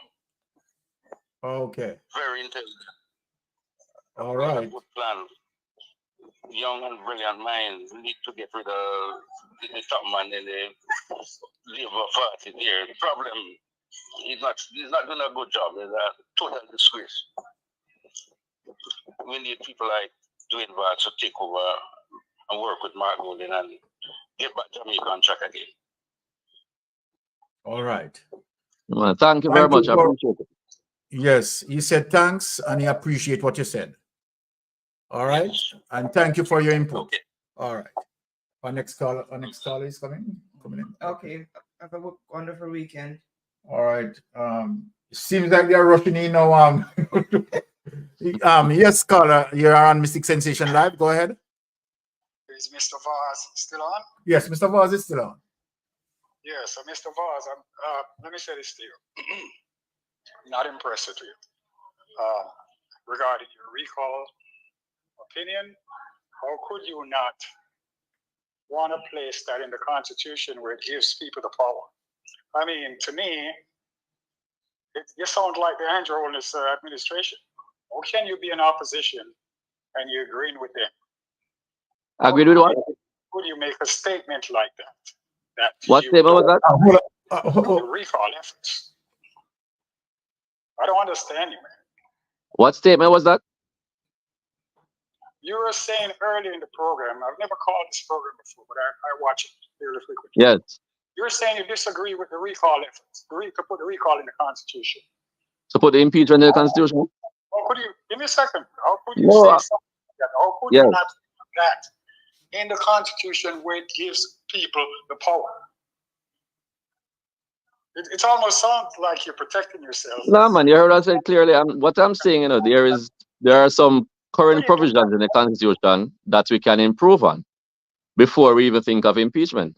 But what I also said was that more discussions must be held on it, and then we can make a final decision. Says that I'm against impeachment. What I'm saying is that there are currently some laws there that if we strengthen, may serve the same purpose. But if when we finish those discussions and we realize that impeachment would be more effective than those laws that are currently there, if we strengthen them, then we go with impeachments. I was never saying that we would not do that. Mr. Vaz, impeachment should be in the Constitution. Recall should be in the Constitution. There are persons like you who have a strong feeling on that, and we must have the discussion, especially now when the Constitution is being changed. That's why I'm saying that any law we want to put in there now, you know, this is the time now for all these discussions to be held and all the points to come forward so we can put them in. All right, hold on, Dwayne. Carla, to be truthful, as it relates to Miss Dwayne, right? He did not go against not having an impeachment, right? He was saying, right, that there is room for discussion on the situation. And if you remember clearly where I use the scenario as it relates to the Prime Minister, right? Remember that he had observed that, right, as one of the factors that would consider. So he did not say that he doesn't agree for impeachment to be in the Constitution. So we have to make that clear. He did not say that. Well, okay, maybe he did not say that, but he did say recall. I heard it. And I think he's saying there are crimes on the book to do that type of stuff. Well, if that's the case, how come Mr. Wright wasn't even arrested? How come he wasn't prosecuted? The system that we have is clearly not working. And it's time to give the people of Jamaica their power because they've never had it. So, Carla, that is exactly what I said. That is exactly what I said. The current thing in the Constitution, if strengthened, you understand? All right, hold on. Hold on. That you don't want to give the people back the power. That's a problem. It sounds like you're protecting yourself too. No, I could never be protecting them, you know. But what I'm just telling you is that if we strengthen what we currently have, because what we have now needs to be strengthened, I did say that. You understand? So it's either strengthen what you currently have or you think of impeachment. But I think what I'm just simply saying, if we strengthen the current laws that we have and enforce them, then we wouldn't even need to discuss impeachment because it would be effective. But as I said, if we are reluctant to do that, then fine. I don't have any problem with impeachment if we are reluctant to strengthen the laws that we currently have. So I'm in no shape or form siding with them, Carla. So sorry if you misunderstood what I was trying to say. No, I don't misunderstand anything. You can't strengthen something that doesn't exist. There's no recall in the Constitution. So how dare you strengthen something that does not exist? But no, there's a law in the Constitution for members of Parliament and senators to be held accountable. That's what I'm saying. It is there. So it's for us. So what I'm saying is you can't say it is non-existent. You can't straighten it. Something is there. But it's for us now to decide if we're going to straighten what is there or put in something that is not there. That's all I was saying, you know. When was the last time a politician went to prison? All right, hold on. Let me hold on, Carla. Let me hold on, Dwayne. Yes. Let me speak to the caller. Okay. We want to be fair as it relates to the Constitution, right? As it relates to certain laws that will hold politicians accountable. What we have, Carla, let me just explain it to you. Where we have the criminal justice system, and let me explain this to you. We have three sectors of the criminal justice system, right? We have the investigation arm, right? We have the prosecutorial arm, and we have the judiciary arm. Now, as it relates to the Constitution, where you have the investigation arm and the prosecution that fails, right, to put a case into the judiciary, right? Well, that's a problem. We have seen where people have gone into the judiciary, and let us be fair here. We have seen Jack Smith, who was placed into the judiciary and being punished. We have seen other persons who have put into the judiciary and be punished. So we have to be fair in terms of you know what we're saying. Really read now before the courts for something like that. Right. Exactly. And so then Royal Reed was arrested and his case has been dormant for like 5 years. Yes. Well, hold on, Dwayne. So in terms of that, in terms of the history that we have with Jack Smith, right, and a lot more, right? We have roughly about 8 politicians who had put through the judiciary, right, from 1954 until now, and they have been prosecuted. So I don't think that Dwayne was saying that, okay, all right, he doesn't agree with the impeachment. That wasn't what I got from him, right? He was talking about room for dialogue, right? No, Mr. Mystic Sensation. Yes. I'm talking about what he said about the recall. Okay, it's a recall that I heard him on. Okay. He says that it's not a good idea, and he was giving reasons why it's not a good idea. He did say maybe they should have more discussions on it. Yes. But to me, it's about the people of Jamaica, right? It's about the people of Jamaica, and anything you can put in that constitution, because what I've seen so far is nonsense. Right? What I've seen so far, they might as well not change it. They might as well keep what they have. Right? He is very disappointing to me. Okay, and I still wish him well when he goes to the poll, but he's very disappointing to me. He can't be peddling the same lines like what I hear from the other side. The other side, which in my opinion is like the worst government ever assembled in Jamaica. It's just the worst. There's just too many things going on with this government, too much corruption and all that. So he can't be peddling the same line. Mr. Vaz, you're in opposition. You're supposed to oppose. And you and I know that recall should be in the Constitution. You and I know that the other things, and you may agree with the other things, but you can't come on a program and say that, well, it's probably not a good idea because people may be biased and all that type of stuff. People are always going to be biased. Okay? One side always probably going to dislike the other side, but that's how politics is. That's the way politics is. So you can't worry about that. What you do is to put as much in the Constitution where people are given their power, because they've never been given their power. People ought to be given back their power. We shouldn't be wondering and speculating, for example, and you didn't say anything about that. We shouldn't be wondering and speculating when Andrew Hornis is going to call an election. That should be set in stone. Okay? That is something that we should know. Just like in so many other countries. So what I'm saying to you is, sir, I am very disappointed. But Carla, the same points you're making now is the same thing I just said. That's why I said is there should be serious discussions on the matter so we can put it in the new constitution. If you don't come forward with the different points to straighten that particular argument, it will not go in the constitution. So we need as much persons who believe that is what should happen to bring their opinions to the table so it can go there. All I simply said was that currently there are some laws there. The problem in Jamaica is enforcement. That is the issue in Jamaica, enforcement. If we should enforce the laws that we have, some of the discussions we wouldn't even be having. That's all I said. So the only reason I said we have to consider if we really want to go impeachment, because as I said, impeachment sometimes can have political bias. It can. So it's something we have to look into. It's a discussion that has to be had. And when the discussions now are finalized, and you can come to a final conclusion. That is where then we go that particular way. So it's not that I was saying I'm against this or against that. So that's why I said if you misunderstood what I said, I was wanting to clear that up. And okay. I understand you. I think I'm clear here. Politics is a partisan sport. That's what it is. And people are always going to be biased. One party is yes, but when you mentioned earlier and the opposition to oppose, that is not necessarily so you oppose objectively. You don't oppose for the sake of opposing, Because you sound like the other party. I cannot decipher really what. If I did So not because know, we disagree on a point, I'm sounding like another party. I would have All right, thought that you're caller. Okay, all right. Mr. Mystic, Mrs. Mystic, thank you very much.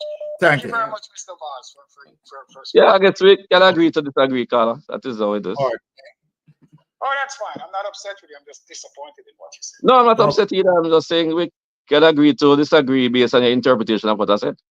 So, All right. Have a good night. yes. So have a good night. And as I said, the discussions have to continue on that particular thing. Mm-hmm. All right. Okay. All right. Oh, good night. Yes. Good night, caller. You're on Mystic Sensation Live. Go ahead. Yeah. Good night. Good night. Yes. Good night. All right.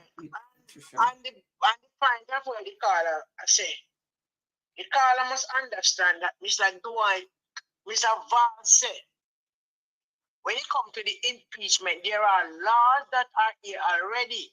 The problem what Jamaica have right now is that the laws them are not enforced. Perfect. Right. And the problem stop at the DPP. There are plenty persons in the political arena who is to be charged and do not charge. What he said about the impeachment, it can be biased. Because through me and you a PMP, me I got to check up for you. Me and you are labor, me I got to check up. But when you go through the judicial process, there will be no bias tonight. Exactly. The 3 arms away you lay out Mystic, yes, the prosecution, the this, the that. And then you put it to the DPP, and the DPP act. Even in a Royal Reed case, uno system is not that the court system does not work. It's part of no work. So no nobody when you know what pretty talking and perfect, right, Patricia. Perfect. What the young man said is like, yeah, if you call a bread, yes. If you call it not bread, still bread. So when they call the system impeachment, impeachment, that's what it means. It means to say system are there to prosecute. Yes. But the prosecutor prosecuting. So when I use impeachment, back impeachment, front impeachment, it doesn't really matter. So the box stop of Paul and Llewellyn coincident with Andrew Wallace and him, Minnie and them. That's when the corruption start. Exactly. So nobody take your twist to see. Exactly. So if you say it doesn't make sense to impeach, if you may remember parliament and me do something, me and a friend, body, and they say impeachment, we are going to vote for impeachment. Me are going to vote against him, say why nobody impeach him. You are going to vote. One man can vote and say yes by your conscience. But when you go through the judicial system and once the judicial system work properly, effectively, without favor and bias, it will work. And that was clear. So, that was clear coming from Mr. Vaz. Yeah. That was very clear.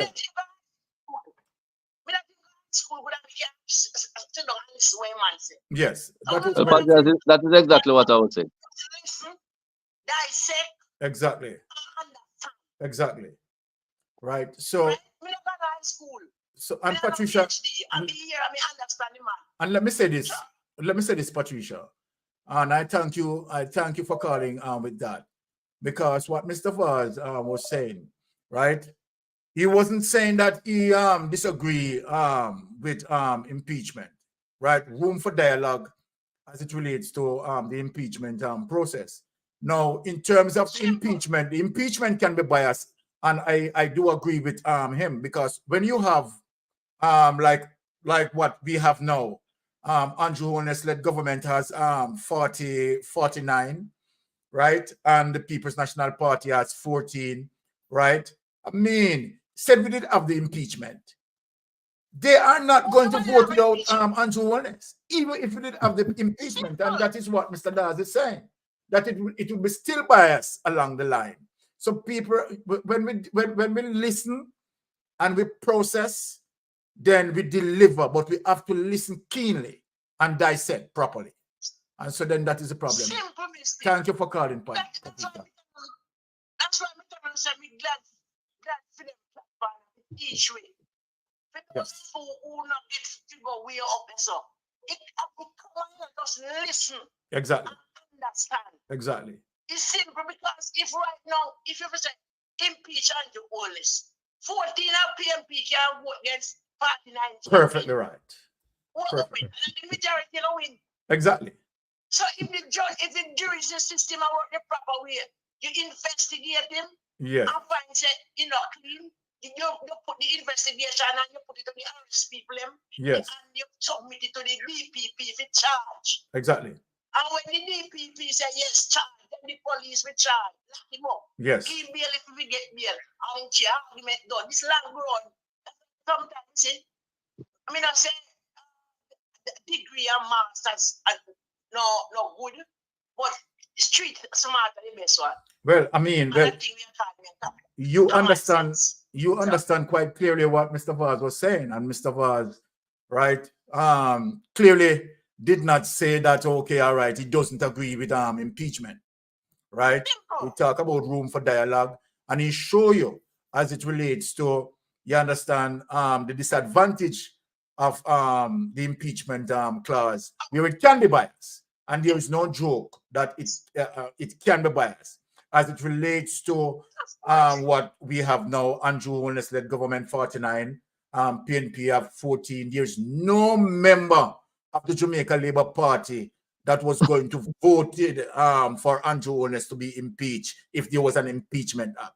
So that is just what Mr. Vaz was saying, right? Yes. And that should be clear. That was very clear, right? I think for me, Mr. Vaz did excellent, right?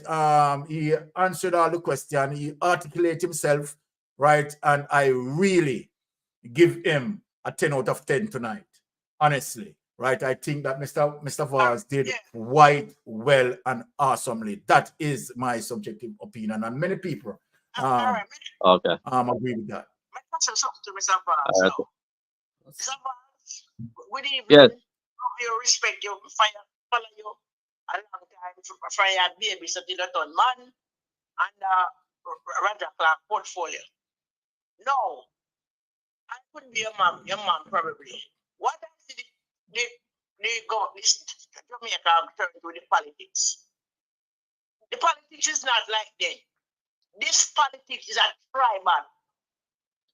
Andrew Holness and the millionaire will do anything to gain power. You're a bright man and you see what happening at the other part of the world.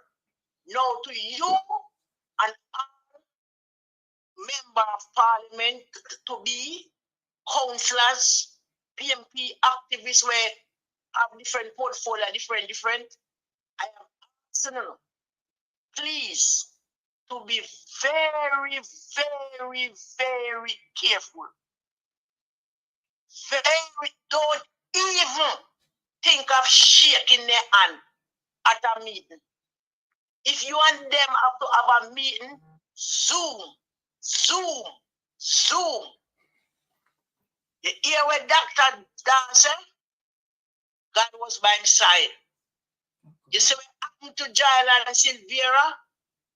Please, open your eyes, open your ears. Think. If we don't have to go a meeting, carry on no water with you. No make nobody serve no water. Yes. If you don't want ice it mean walk with them in no pocket. You understand? Yes. Yes. Give me your driver where I drive you. Jamaica reach a place where down to them mama then we sell out for money. Yes. Me are begging you. Oh, uno yai. Even the same PMP they will say them are round, no. They licky. A man we call them and say me and you 10,500,000 because they keep we hungry. We turn against each other. Be extra careful and remember, pray without ceasing. And when you pray, shut up on the eye. Turn to the east. When the sun rays in the morning, walk me on wide when your eye wide. Yourself. All right. Yeah, man. Thanks. I appreciate it. All right. Thank you. So, we got back to class. I missed it. Yes. You know, Jan Marie, our teacher, our principal, and thank you. we can't get in our list love the young mind, young people that can lead me further. Exactly. On. Exactly. So, big up yourself, big up my Thank class. you. Mr. Vaz, you make a class spirit proud. Big up yourself, young man. Yes. All right, thanks. Good night. Good night. Big up yourself. All right. All right. Thanks, Patricia. And let me say this categorically clear as it relates to what Mr. Vaz said, because I'm going to, Mr. Vaz has extended his time for us, right? And let me say that, right, he did extremely well, right? And we love, right, what he's doing, his energy, right? And, you know, definitely getting to the source of the issues, right? And find solution, implementing solution where that is concerned. We have seen where impeachment situation in the United States, and we have seen where it can be biased. Did Mr. Vaz speak any false on that? No, right? And so I understand where he's coming from, right? And he open room for dialogue where that is concerned. So we are not to take away tonight that Mr. Vaz is saying that he does stand for impeachment. That is not what he was saying, right? Okay. So then we need to get it clear. But Mr. Vaz, I want to say, right, a big thanks, right? I'm not going to extend your time anymore, right? You've done well, and we appreciate, and we're looking forward, sir, for you to come back on Mystic Sensation. Yes. Thank you again for having me. Have a good night. Okay. Bless me. You too. Thank you. Have a wonderful weekend. All right. So let us get into our program now. And people, remember, when you see brilliant mind, right, like Mr. Vaz, right, we don't want those brilliant minds to escape our politics, right? And he should be there representing us. You understand? He has a lot of ideas, real ideas, right, to bring the country forward, right? So that is it. We are going to get into the program right now. All right. So, in spite of all the distractions, right, that we have been seeing. Hello. Yes, as it relates to, in spite of all the distractions that we are getting, right, as it relates to what we have seen. Now, I'm just going to play a clip, right, that break down some things for us. And this gentleman, this little gentleman, I want, people need to support him because he's very good in terms of, what he's doing. And I really applaud him for what he is doing.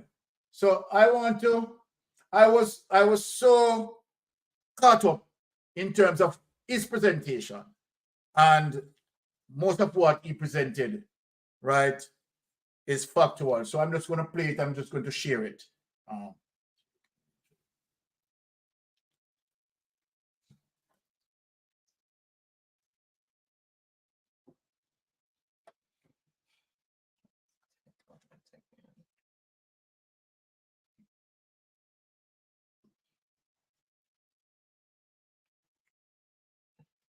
One sec, guys. All right, so that clip is coming up. We have so many things on the screen, so we have to sift through to find that. All right. Just be some patient with us. All right. This one. Yeah. Laws that does not seem to be in the best interest of Jamaican people. Now, you might not know these laws, which is why I will be telling you the top 5 laws set in place by Andrew Holness to rob Jamaican people of their hard-earning money. Now, the first law. The Prime Minister and the majority can amend clauses of our fundamental law, the Constitution, without any prior notice in respect of the ordinary clauses of the Constitution. And we saw that last week. Yeah, tell me say Andrew Holness can just get up tomorrow and amend any law and feel like people come like don't understand what this means, you know. Andrew Holness can get up a morning and just decide say if you reach 30, you can't run taxi again. Law. If you're under 25, you can't be a teacher. So him can just get up and set any type of law where you want to set in place. Same thing like when you do with the DPP, when you change the retirement age, he can do it with any law when you feel like. So is that in the best interest of Jamaican people? I don't think so. Recordings just got better. Hey, it's Dana from StreamYard. I'm so excited to announce that in relation to the clause that deals with the enacting clause of bills of parliament, government brought a bill. It was passed within a couple hours, despite the abstention of the opposition and despite us, the people, having no notice of it. So let's move on to the next law set in place to rob Jamaicans. The Prime Minister can name as many members of Parliament as he wishes to the Cabinet. And what this does is officially and formally silence any criticism from the backbench, as it is called, of the parliamentary majority.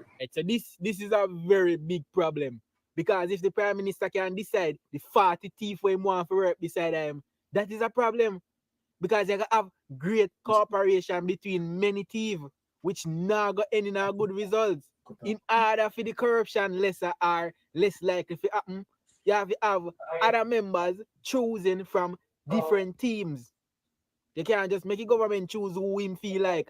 Criminality gonna happen. Third law set in place to rob Jamaicans. To call a general election at any time that the Prime Minister considers it expedient to himself and to his party, not necessarily good for the country, but expedient to himself and to his party.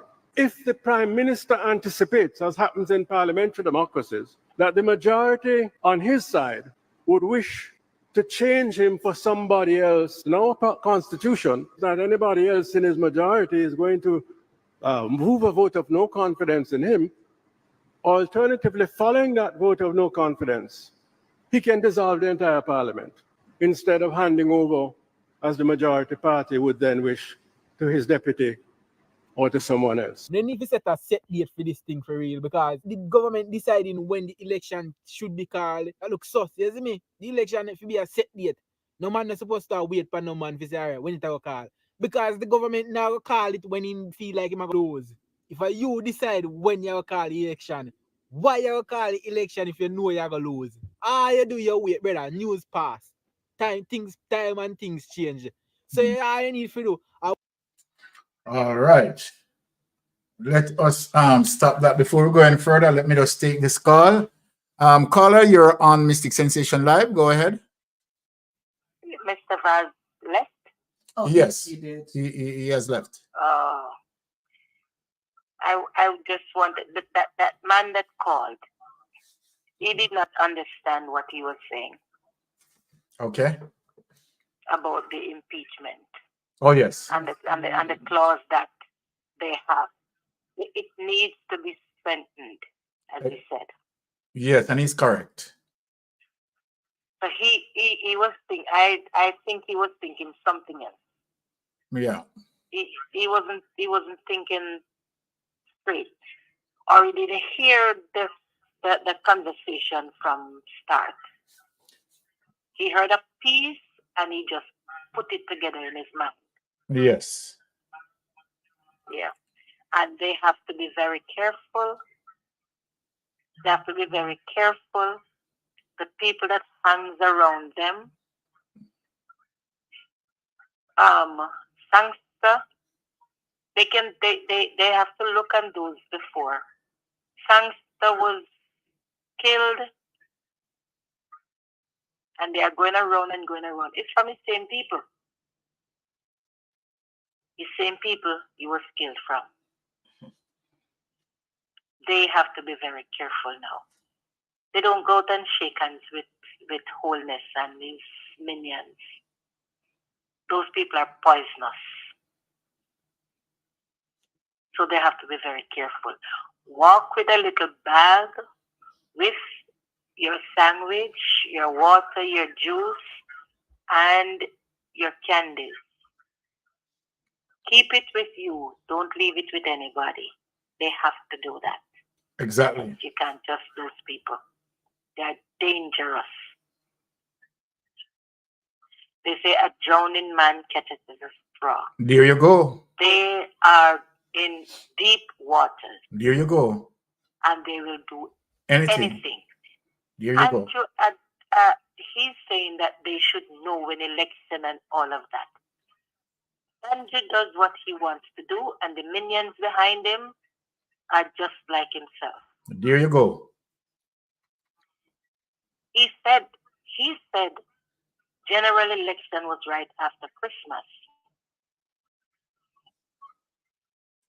When he was talking about the local government election, he thought he was going to win the local government. But then he lost, so he changes his mind. They have to be careful. Exactly. See what he's doing with driver's license now. All right, mister. Thank you for your airing. And thank you for calling. Right. We appreciate that. Right. And you see, thank you so much. You see, one of the most important thing in terms of when we are processing information is listening. You have to listen keenly, very keenly, right, when we are processing information. Now, I have to go back over some clip to,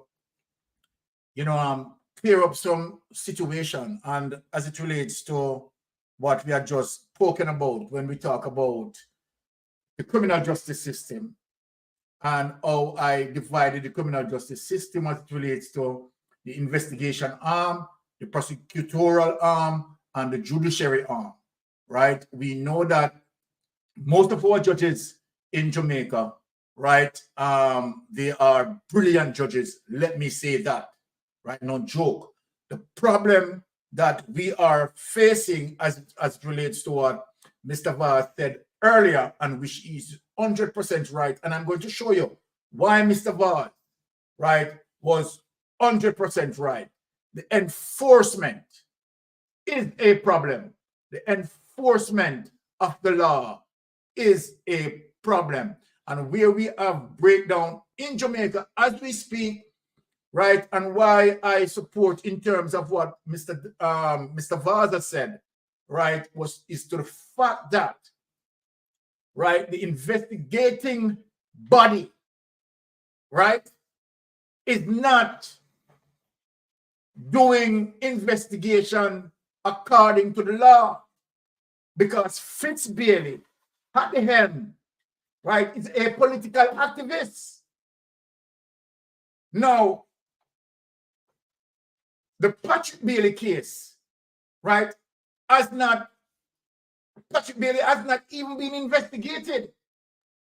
There goes to say, as it relates to the investigation arm breaking down. And so then, if Fitz Bailey not doing the investigation as he ought to do, right, and where the investigators and the prosecutors are to work in tandem, work together to put a case in the judiciary, dotting all the I's, crossing all the T's, and to have a conviction or successfully prosecute a case in the judiciary, then we have a problem. And I'm going to show you perfectly what we are talking about. Now, let us look, people, as it relates to the SSL case. I had gone through it Tuesday, but to the fact that we're talking about impeachment now, I am going to go back just for better understanding when we talk about the criminal justice system that comprises of the three elements that they have spoken about: the investigation, the prosecution, and the judiciary. Now, let us look at the SSL case, right? And where investigation, right, and the prosecution, right, is holding back this case. Let us put up this case and reason this case, Right? Incomplete file. Let us put up that case and reason this case.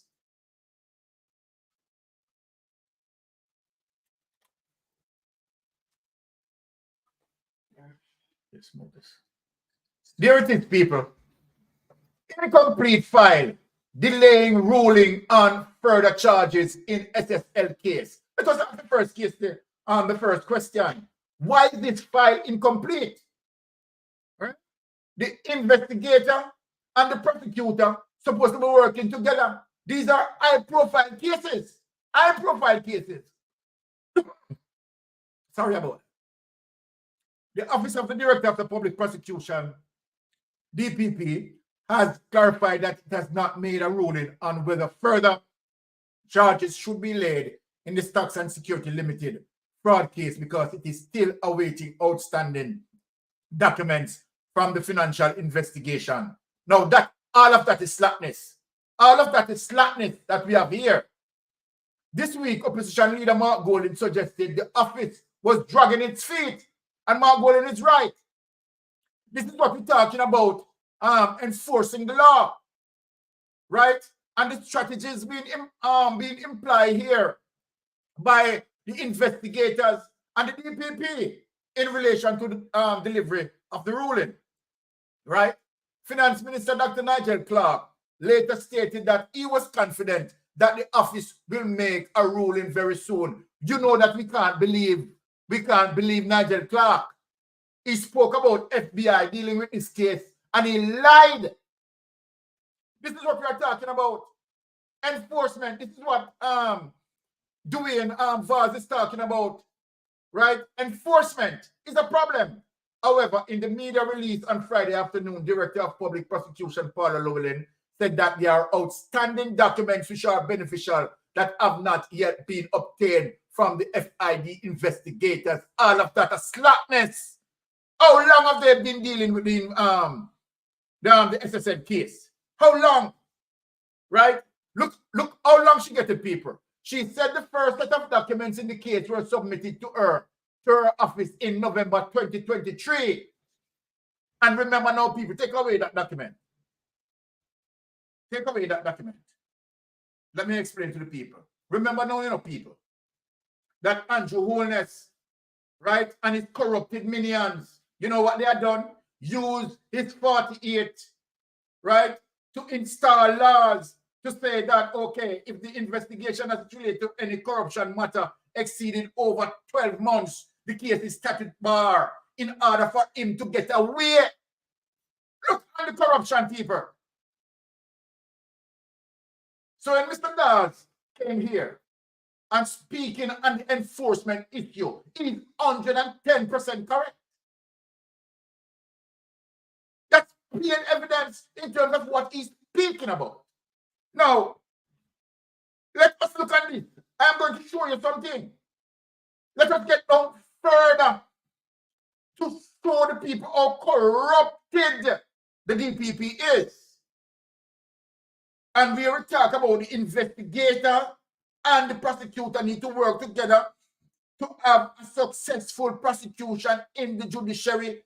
These cases are not going into the judiciary. Paula Llewellyn and even the current DPP that is here. The current DPP is protecting the status quo of the Jamaica Labour Party. Corruption. I am not going to hesitate when I say that the Jamaica Labour Party is a criminal network. That's why I say it's a criminal network. And indeed, it is a criminal network. Look at this next case that I'm going to bring up, where Paula Llewellyn admitted that there are adequate charges. Right? The evidence is clear. And even although Paula Llewellyn is saying that the evidence is clear, Paula Llewellyn is saying, you know, I am not going to pursue because the case is statute bar. That is what Mr. Dawes is talking about, enforcement. So let us look at this next case. Let us look at this next case and see how clear the corruption is. They're asking that you said Dwayne's full name too, because of the other Vaz. Yes, okay. Right. Let us look on this next case. NYC president and his wife to escape criminal charges despite breaching NRCA Act. Right? Let us look at this. Suspended head of National Water Commission Mark Barnett and his wife, attorney at law Annette Francis Barnett, will not face criminal charges despite being found guilty. Let us read it, people. Despite being found guilty of breaching the National Resources Conservation Authority Act.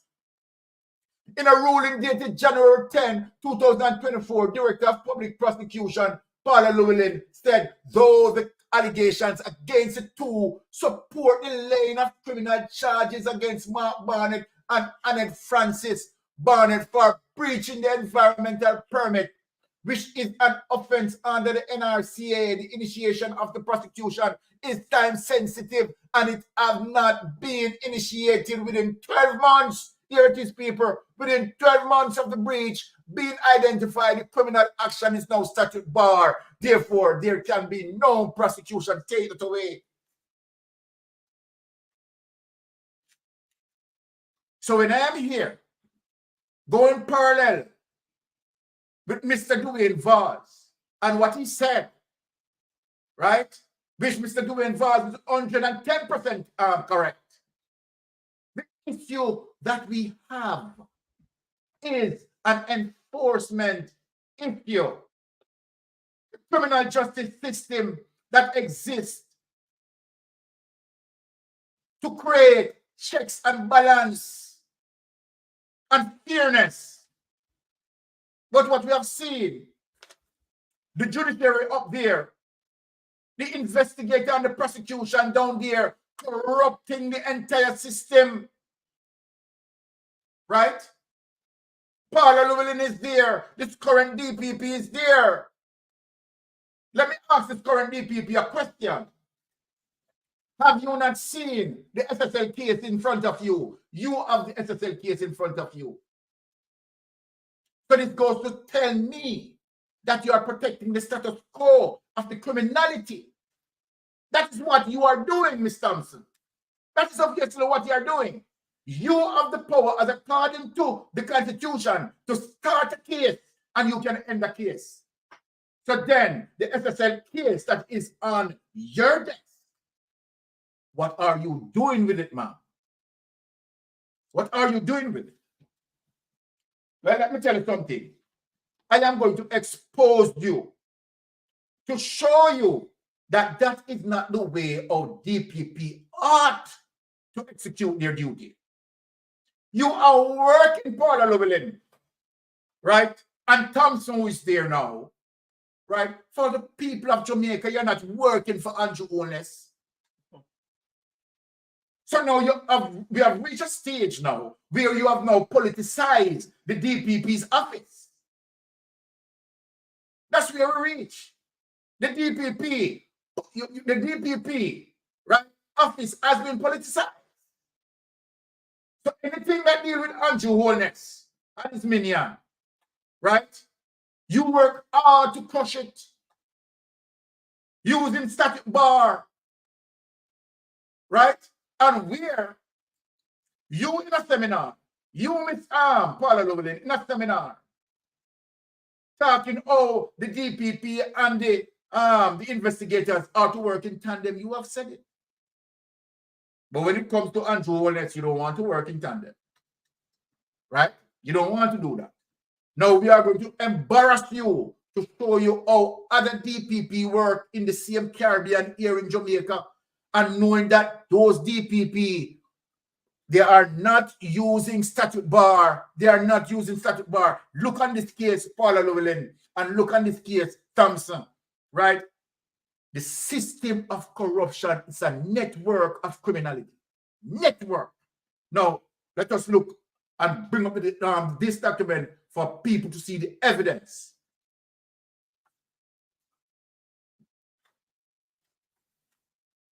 Let us go to the evidence.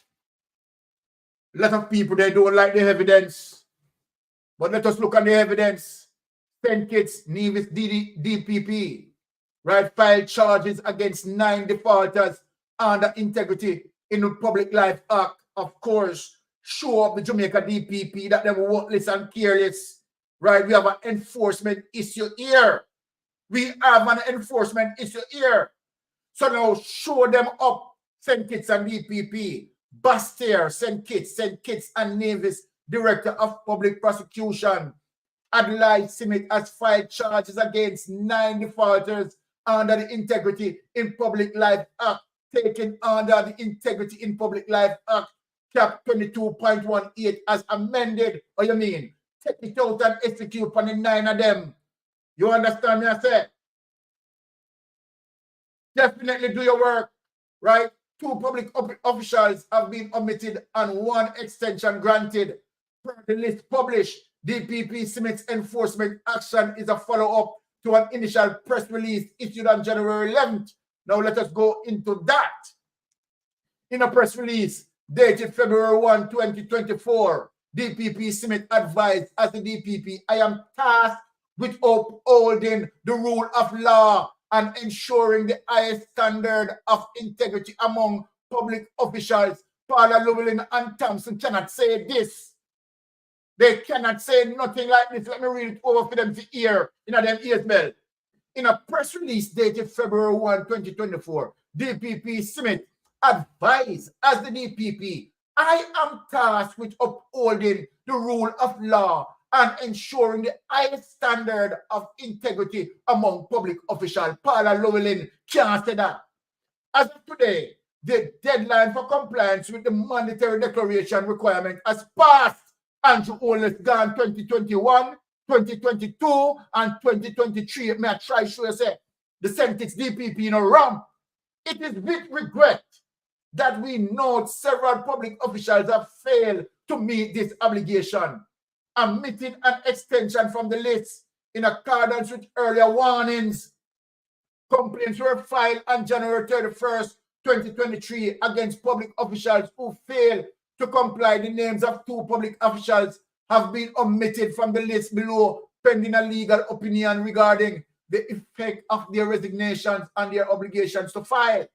Another has requested and been granted an extension until February 5th on compassionate grounds owing to the death and recent burial of his mother. All the public officials listed in the table below have failed to meet the filing deadline of 26 January 2024. And guess what? They are going to throw out the 9 of them. We now cover up like how we are cover up the 6, the illicit 6. This list represents a diverse range of positions and organizations, underscoring the universal applicability of the law to all applicable public officials. While I have been made aware that at least 1 public official has filed since the deadline, that name has still been listed because the deadline of 26 January 2024 was the final deadline. Let's say the DPP and a ramp, the DPP and a play, and see the DPP push them out here. People who see it here, see the evidence here. You understand? So then Paula Llewellyn and whosoever sit down on the 6 and sit down on SSL. You see the art of the corruption, people? You see the art of the corruption? Look what this DPP do. See them people here. Number 1, Honorable Fitzroy Eddie, Magistrate Judiciary, dash her out. Number 3, Sergio Engla, General Manager, Ziz Broadcasting Corp, dash that person out. Ricky Lenrick, Chairman, Urban Development Corp, Rutelin, Members of Public Service Commission, Urad Brandy, General Manager, Nevis Air and Seaport Authority, Stedman Trust, Chairman Nevlik, Albert Garden, General Manager, Nevlik, Pamela Martin, Chairperson, Nevis Tourism Authority. Remember me tell you, the St. Kitts and Nevis DPP not playing with them. And they are big wigs. Right? Hear what you said. Combating corruption and maintaining public trust. What you mean? Paula Llewellyn can't say this. Paula Llewellyn now combat no corruption. Paula Llewellyn up in a corruption. I wish to reiterate the importance of these declarations in combating corruption and maintaining public trust. And now Andrew Holness. This is very serious in Jamaica. Very, very, very serious. 21 22 and 23 statutory declaration cannot be certified, and this man turn up and still want to run for office. We shot this man now, should have been in a prison. We are trying to hear what this DPP is saying now. Hear why this DPP is saying. I will Paula will now say, Paula will now run to go back into the office. You understand? To go to more corruption. Hear what this DPP is saying. Were I to fail to follow through on my warning of certain prosecution, not only would the credibility of my office be damaged like Opala office damage, but it would also set a harmful precedent that laws can be disregarded like Opala Lewin has set the precedents that laws can be disregarded by Andrew Wallace and his minions without consequence. These charges will carry the full weight of the Integrity in Public Life Act, with potential fines of up to $30,000 or imprisonment for up to 3 years, the DPP and our ramp. This should serve as a stark reminder of the seriousness with which the federal government viewed non-compliance with this law. So I want to know how Jamaica stand up, how Jamaica, right?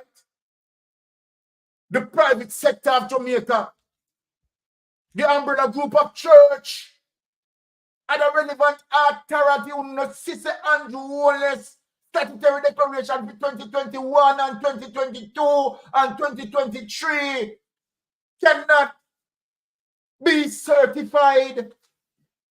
Right? Andrew Wallace, you know, shame. You shame 3 dead, man. But I mean, if you don't respect your wife, you understand, you don't respect non-Jamaican because you don't respect your wife.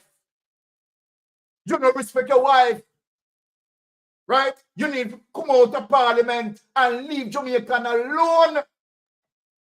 Now, according to the DPP Smith press release, while it was not my desire that any should perish by way of prosecution, the DPP office is compelled, parallel in a year, the DPP office is compelled to enforce the law to preserve the integrity of the public institution. Put that away, let me talk to the people. The DPP office, right, is compelled. The DPP office should be compelled to preserve the integrity of the office. Right? And here you have Paula Llewellyn, blatant, so blatant, that even when the Constitution, right, even when the Constitution ruled that you being in office is unconstitutional, you and Andrew Wallace, right, want to push against the rail of justice. Want to push against the rail of justice. To do what? To protect what? To protect Andrew Wallace, corruption. Hey, it is plain criminality. We are not guessing that. We are not guessing that. We look at Andrew Wallace 2019 statutory declaration. Under the asset line, we are not seeing Juliet Wallace development at least flat 800 million at the current market value, and we are information that she's running 3 other projects. What is going on? $1.7 trillion have been missing from our treasury. And then we have the umbrella group of church signing off on a constitutional reform document saying no impeachment bill, going back to say, to give Andrew Wallace wanting to change the Senate from 21 to 27. And based on him have to select 15. The opposition select 9. And he select the president that is going to select 3, like they take people for fool. 2/3 majority to pass, which would be 18. So you're 15 prime minister, and you who select the president give you that 3. You have your 18. That is dictatorship. That is dictatorship. One more tell me, so you can't do maths, you can't do basic maths. Eh? Everybody that can run and take up the center maths. Huh? Just look at that. The prime minister at this stage, right, should limit his office, should be resigned. No, that is for that.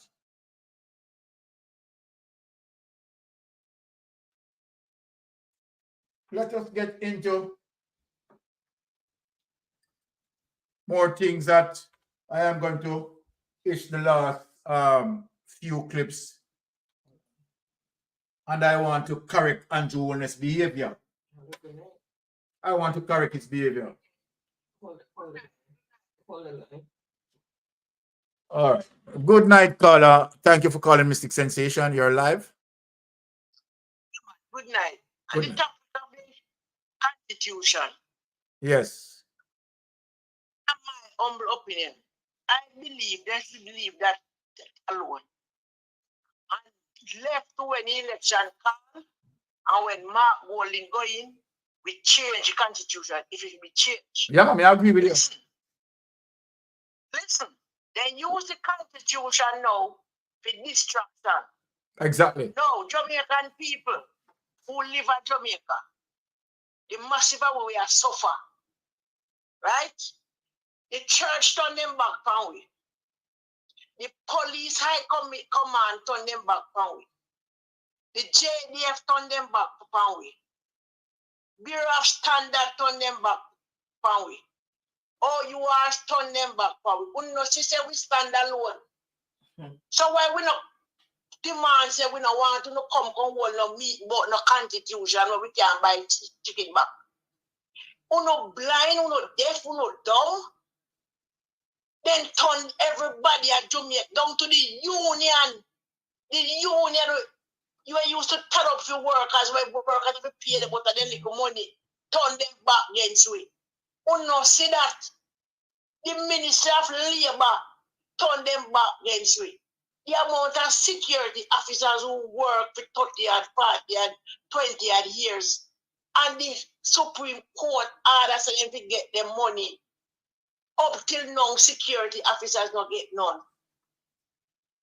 Look at that. We pay them it double in overtime. They cut the duty to 3 duty a week and 4. Jamaican people, what happened to who know? I want no drink, I want no yam.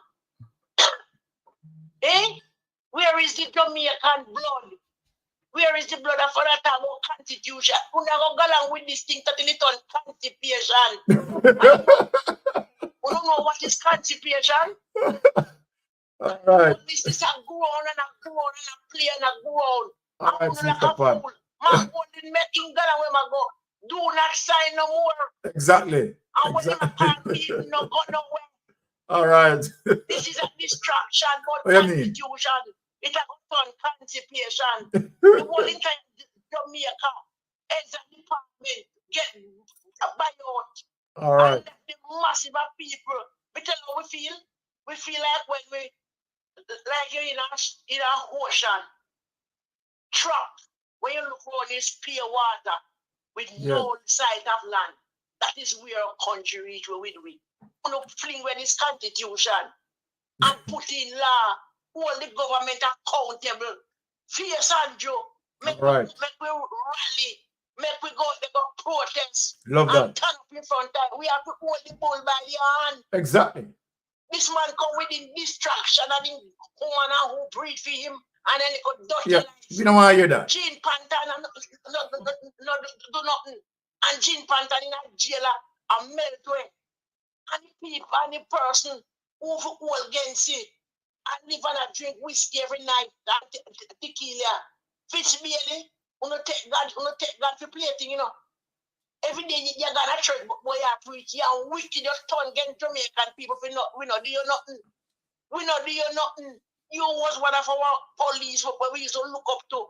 I expect it best from honesty and the truth and to work diligently to create, right? And to do your thing right. No, you get buyout and you turn against the Jamaican people. And Jamaican people talk about a color party. Talk about your grandpitney and great-grandpitney future. Exactly. And you don't know when they're going to get old. That is what they said they know. They said there, yes. And journalists, you are going to sit dead and dead and then they're going to say another year time. Sorry, wait. All right. Thank you for that, Sister Pat. All right. All right. Bless up yourself, sister. All right. Well, you can see that our comrade sister is passionate and rightly so. What she's talking about is truth. Right? Now, you see, I just played a clip, you know,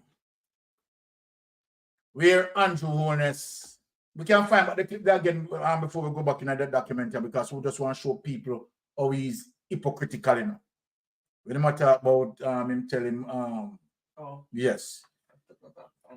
So we want to show you something as it relates to Andrew Holness. Right? So let me just pull him up again. I need to be hard and pull up. Let me hard and pull him up again, man. Ready? Yes, man. Okay, listen to We don't need to go to the people with deception.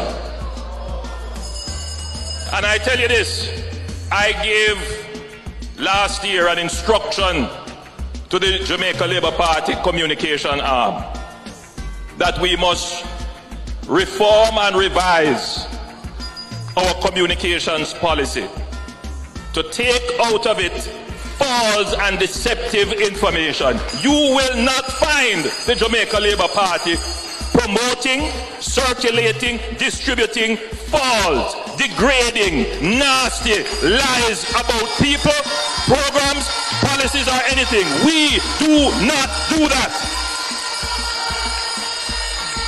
And there are many members of the Jamaica Labour Party that I have had to personally call up.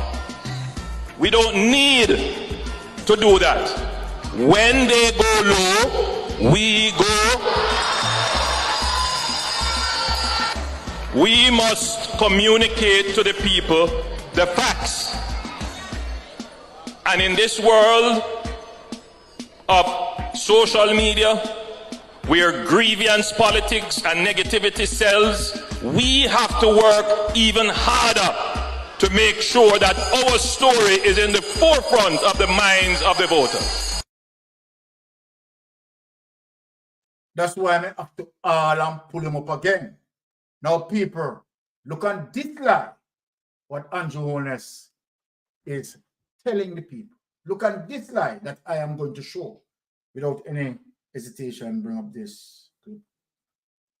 Look on these people, which Andrew Holness know very well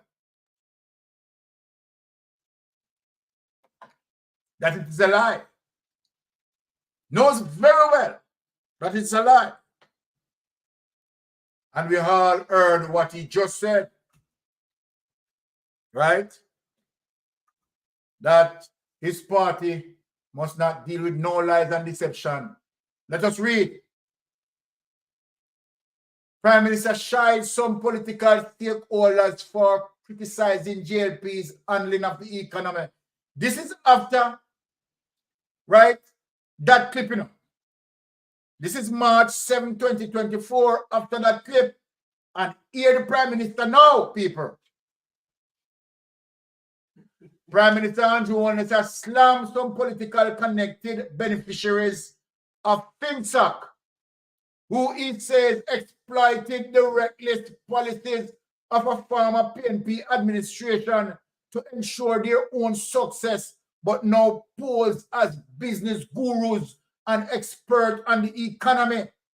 The Prime Minister leveled the criticism against the PNP's management of the economy in the 1990s, while addressing the Amber Group launchpad at the University of Technology on Wednesday. Take away that.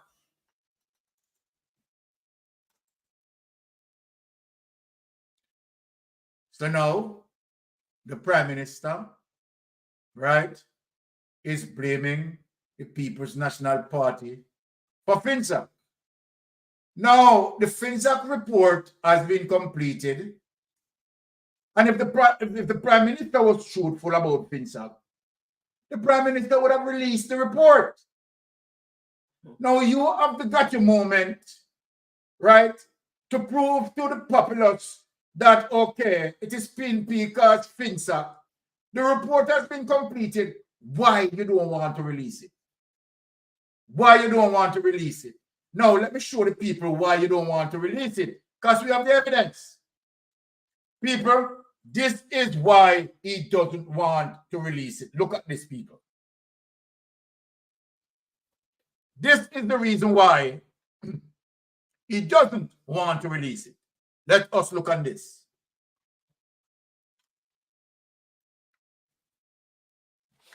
Let us go to the WikiLeaks. Yes. Summary 1. Dan Crawford, former head of the failed Central National Bank, has lost his appeal to the Privy Council following a 1999 conviction in civil court for financial fraud and has been instructed to repay about $45 million to the government of Jamaica. Yes, Andrew, we have it. Although the Director of Public Prosecution has made a ruling on whether criminal charges will be filed, that ruling has not yet been made public. Crawford, who resides in the U.S., was once the darling of the Jamaican banking sector. He was often lauded by government of Jamaica officials for his foray into non-banking areas at a time when investors were shunning the productive sector to benefit from the high interest rate regime. However, Crawford's bank, which made a number of loans to connected parties, was soon to face a liquidity and solvency crisis and had to seek assistance from the state. Recognizing the extent of the deficit, the authorities took control of the bank and eventually charged Crawford for financial fraud. It is the PNP who eventually charged Crawford for financial fraud. I want you to understand that. It is widely believed that his close affiliation with the opposition Jamaica Labour Party. So people, here it is. It is widely believed that his close affiliation with the opposition Jamaica Labour Party did not help his cause, as no other banker has been charged. Crawford's lawyers are in the process of discussing payment, which, if made, would provide a much-needed windfall to the cash trap of government of Jamaica. The UK-based Privy Council on October 10 ruled that Dan Crawford and former top executives of the failed Central National Bank must pay the government of Jamaica an estimated $45 million in principal and interest for unsecured loans made ahead of the bank's collapse in 1996. The Privy Council is expected to announce the final amount paid to the state when it hands down its written judgment later this month. The Privy Council ruling arose from the appeal of March 1999 decision by Jamaica Chief Justice Leslie Wolf, in which he berated the actions of Crawford and another top executive, Cable Williams, who he described as rogue bankers. They were busy helping themselves to the bank's funds. Wolf said in his judgment at the time, these payments constitute a misapplication of the bank's funds. However, Crawford, who reportedly resides in Atlanta, was once regarded as a model banker, and government of Jamaica functionaries viewed his bank as a blueprint. Crawford was often lauded by the government of Jamaica officials for venturing into non-banking areas such as real estate at a time when investors were shunning productive investment to benefit from the government of Jamaica high interest rate policy.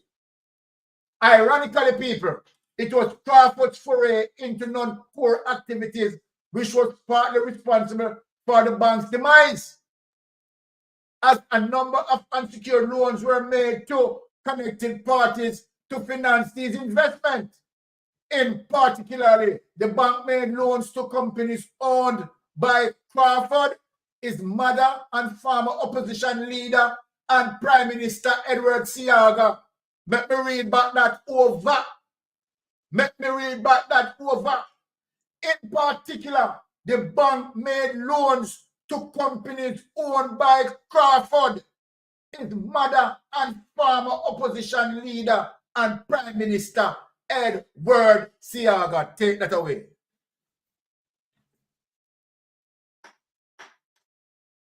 So people, what you're talking about here, right? Dan Crawford, Edward Philip George Seaga, right? Edward Philip George Seaga has no affiliation with the PNP. Dan Crawford has no affiliation with the PNP. Right? And so then when you look at that, who commits the crime? Dan Crawford and Edward Philip George Seaga. Edward Philip George Seaga get how much $1 million and said he didn't remember to pay back the loan. He didn't remember. Think of that. So then why People's National Party don't show out the report? You don't want people to see that? Well, the people that know now, you know. So everything what you want to say about FINSA, the evidence is there. Right? So if you want to prove otherwise, show out the report. Because we just see the evidence. Right? Crawford. Right? Dan Crawford. Edward George Seaga. Yes. Paul Cheng Young. You Croskery. Look at them. They are affiliates of the Jamaica Labour Party. So what are you talking about? It is the People's National Party who has to pressure Dan Crawford. Right? And sue Dan Crawford. So what are you talking about, Andrew Holness? With a bag of lies, continue to deceive the people. You need to show your statutory declaration in 2021, 2022, and 2023. And you are not to go any further. You need to be kicked out of Parliament. But this is the level of corruption. Because the DPP's office is protecting you. Goes back to what Dwayne Vaz had said earlier. The problem in Jamaica is enforcement. Is enforcement of our laws. No one being charged as it relates to the investigation arm. No one has been prosecuted as it relates to the prosecutorial arm.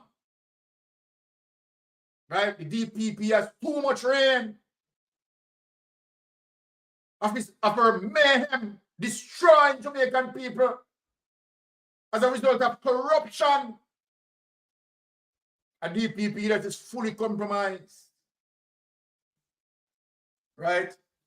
And so there it is in terms of we proving that fact and for persons who are talking about FINSA. Right? So you can stop talking about FINSA and ask the government of Jamaica to release the report. Because we have to release the report.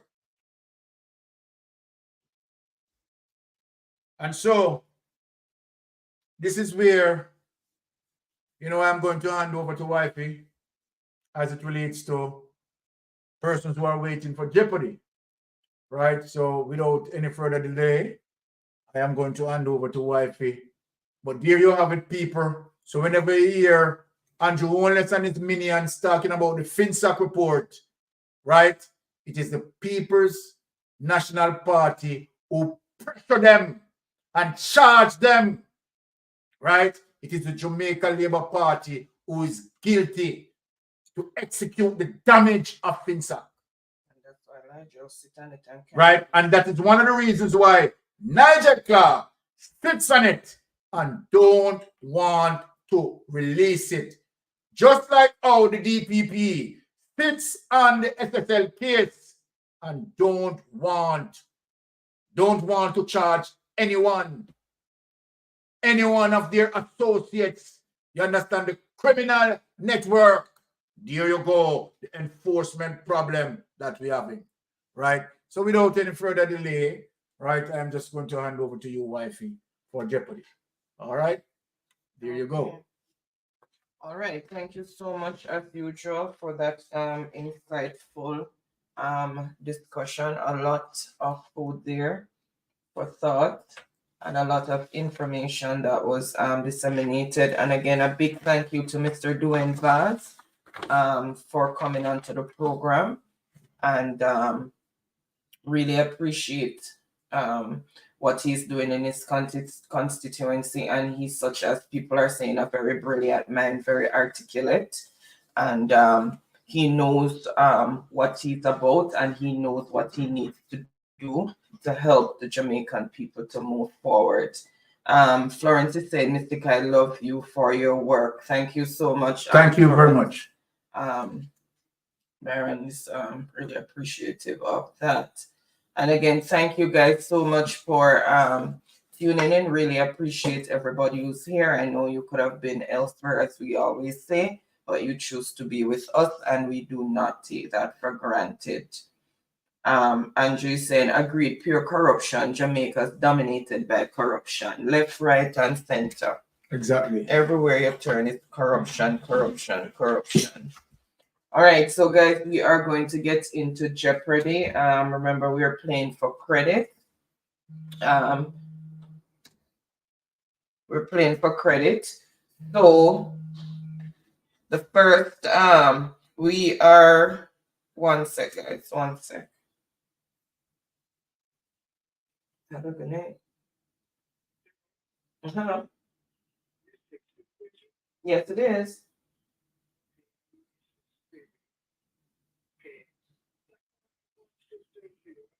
Hold.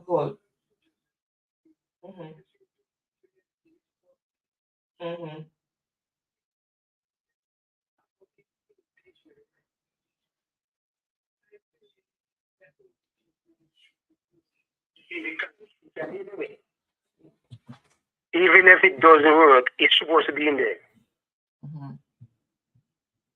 You know what I'm saying? Yes, so I hear what you're saying. He wasn't saying that it should not be, but he said there should be more dialogue around it. Because if you're going to put it in, it must have teeth so it can bite. Go ahead. Yes. But he's saying that if you're going to put it in, you put it in a way that it have to work, not like all these clauses and laws that they have in there now that's not really working.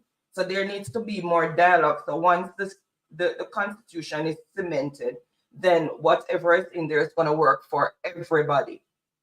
Yes, I understand that, because I know they're not enforcing these things, but still, the impeachment is supposed to be there. You know what I'm saying? Yes. They will work on the corruption, what's going on there after. You know what I'm saying? Yes. We work on the corruption that is going on, you know, but the impeachment got to be there. Yes. You know what I'm saying? And I do agree with you. Yeah, man.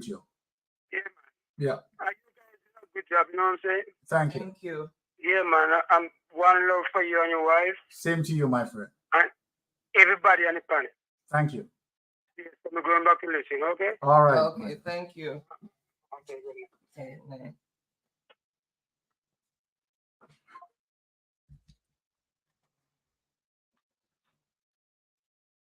Okay, all right, so we're going to go into Jeopardy. So we're going to be playing for credit. Let me just close out some of these here.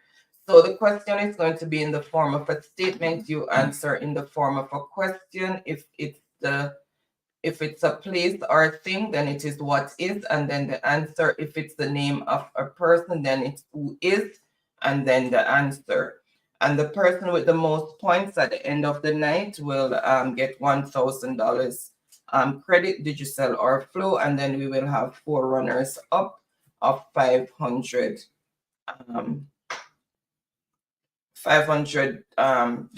Jamaican credit each. Let me just, okay.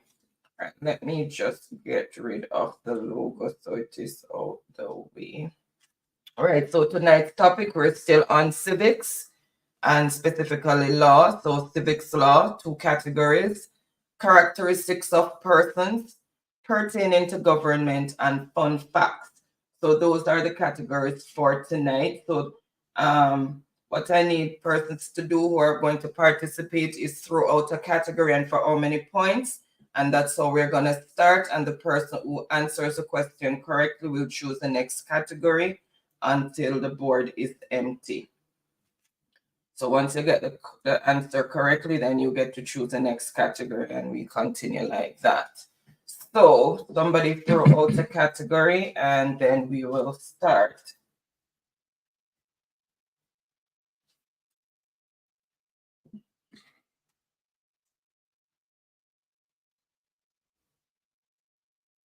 Truck Life India, you're going to blow my cover. Okay, guys, throw out a category so we can start.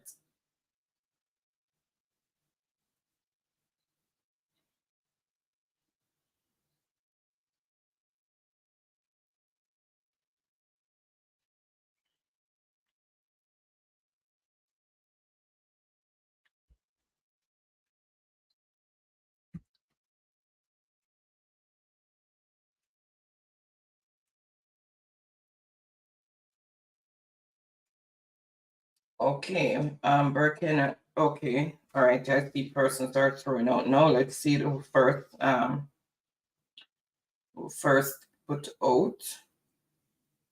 Okay, so Truck Life is saying fun facts for 100. Guys, remember, in order to see how you line up in whatever is posted, then you need to refresh and then you will see the correct order. So Truck Life is saying fun facts for 100. Okay, so this national hero was a pastor. Name the national hero. This national hero was a pastor. Name the national hero. The orange books.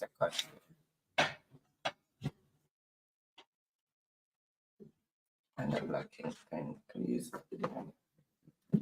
So this national hero was a pastor. Name the hero. Remember, name of person, you have to put who is. Place or thing is what is. So remember that when you are answering. All right, and I see the answer that I'm looking for, and it is who is Paul Bogle. So Paul Bogle was a pastor. So let's see who first came in with the correct response.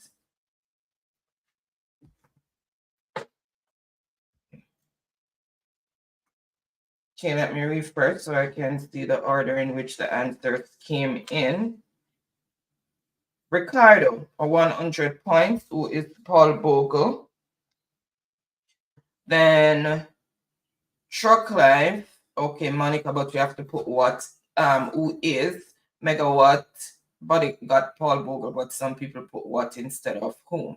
So, yeah, everybody got Paul Bogle. All right, so choose the next category,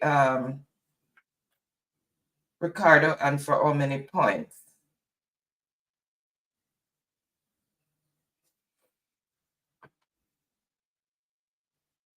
So Ricardo, choose the next category and for how many points? See, some people, I think some persons who are participating are lagging behind. Alicia, who else seem to be lagging compared to what they're putting in. So once you get here, Alicia, you need to come out and then come back in, refresh your internet. All right, so Ricardo is continuing with fun fact. He wants it for 200. Another name for blue draws. What is another name for blue draws?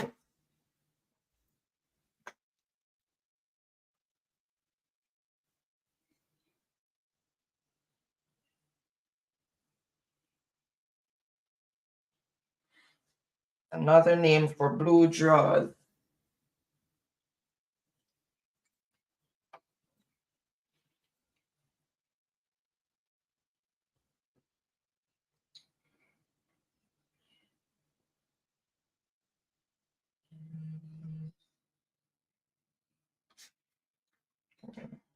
That in some camera next time.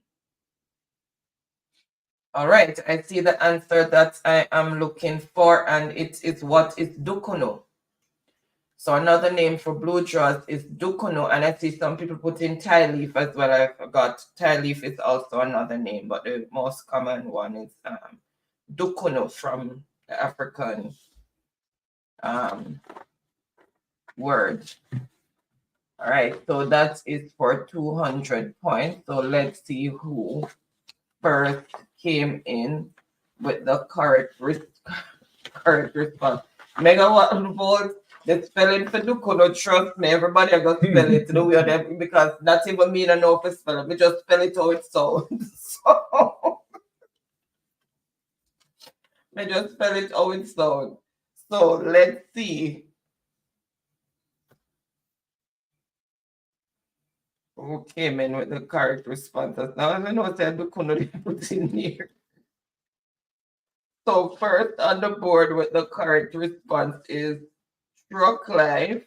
What? Then Ricardo. How many points? That's for 200. What? So the spelling is going to vary for this word. So Ricardo, Megawatt, Yvonne. Truck Life for 200? Yes. Sonia, Monica, Anil, as I said, some people put Thai leaf, which is another name for it, of course.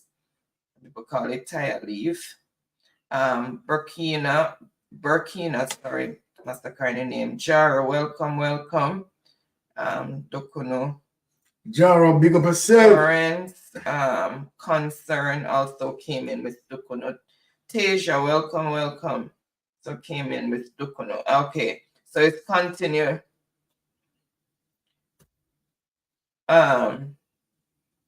Megawatt is saying no, and for this one, Megawatt, I'm not looking for, because the spelling is going to vary. Because if you look on the internet, it's spelled sometimes a Duckanoo, so it's one of those words where we're just going to have to, we know that's what the person is talking about, and we're just going to have to run with that one, because we can't pinpoint a definite spelling for Dukono. So Truck Life is saying fun facts for 300. All right, identify the food in this plate. Some pizza. Identify the food on this plate. Don't look on the it that is there in between. Identify the food on this plate. The rice and poto. Me say, if I'm going to mash up your mouth, trust me. I'm sure that's you.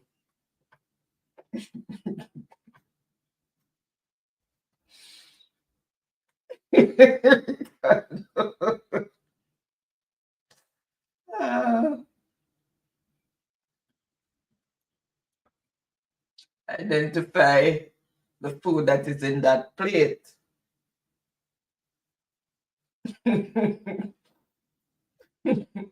All right, I see that. Oh my goodness. Everybody's seen all sorts of different things.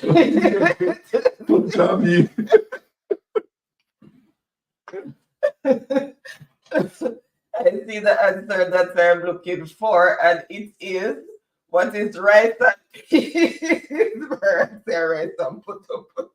Rice and poto.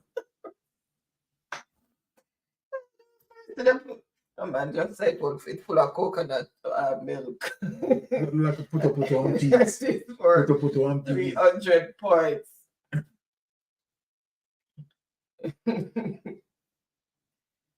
All right, so let's see. Oh, some people say oatmeal.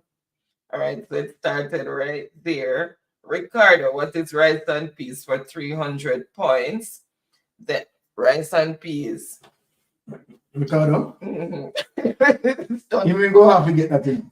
Stun corn meal and red peas. What is bulgur peas? 300 points Okay. for Ricky. Then burkina, what is rice and peas? So quite a few persons got rice and peas. What is rice and peas? Monday coming, they're having a no movement. What? Movement? What is that? Remember, so no movement was Oh, during some COVID. taxi people. So, I think. okay. I think I saw that. it. Rice and peas. All right, so that is rice and peas. So most people got that. So Ricardo is continuing with fun facts. The taxmen them a strike on Monday. Okay, so I think I saw clarified. So it's a no movement day. Them call them strike now. Okay. All right. So fun facts for 400. The date Port Royal sunk, and it's a double point answer. So 800 points for this answer. The date that Port Royal sunk. I need the day, the month, and the year. It's a double point answer, so it's 800 points. I need to the day, the month, and the year. The day as in the number, not the month that the day as in the number. So the day, month, and the year. Answer there.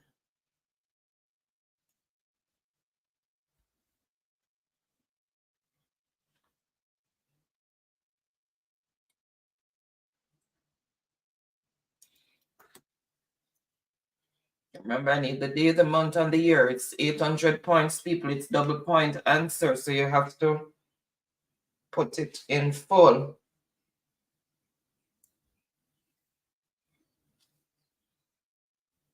Tiffany, welcome, welcome. Happy Friday. Your phone said that it's rice and peas, not my rice and peas, though. I really put up a joke. Peas and put up. Peas and put up. Go rice and peas. All right. I see the answer that I am looking for. It's the Vincent said all Jamaicans should do that too. Yes, in solidarity. We have to stand firm together. Because if we don't stand for something, we're going to fall for anything. And that's where we're heading to right now. Because some people is like they're so numb to a lot of what is going on. All right, I see the answer that I'm looking for, and it is what is June 7th, 1692. So on June 7th, 1692, Port Royal was sunk by an earthquake. Right, and that is for 800 points. So let's see who picked up those 800 points. But say we keep it up that. You never pick up them big points in. They just said no, so for rest of peace. Anything said no, sir. This great rice and peas. So we can find out the picture then. Yes, it's getting out megawatt volt. You Ricardo Byron Lego Mini. So yes, the Ricardo got it correct. 800 points. So June 7, 1692 megawatt only put the year. 800 points, Ricardo. Yes. I'm going to get it. Tiffany also came in. Florence, amongst people came in with the year, the full date. All right. All right, so Ricardo is finishing up fun facts for 500. The shortest serving Jamaican Prime Minister. The shortest serving Jamaican Prime Minister. So there's an extra double point in there tonight as well. So it's 3 double points we're going to have tonight. The shortest serving Prime Minister.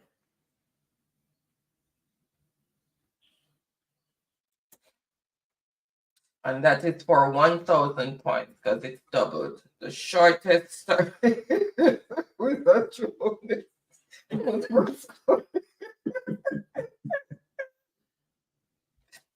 The shortest serving Prime Minister. Yeah, Jesus. I see the answer. May give it more people just a more chance. But the shortest serving Prime Minister.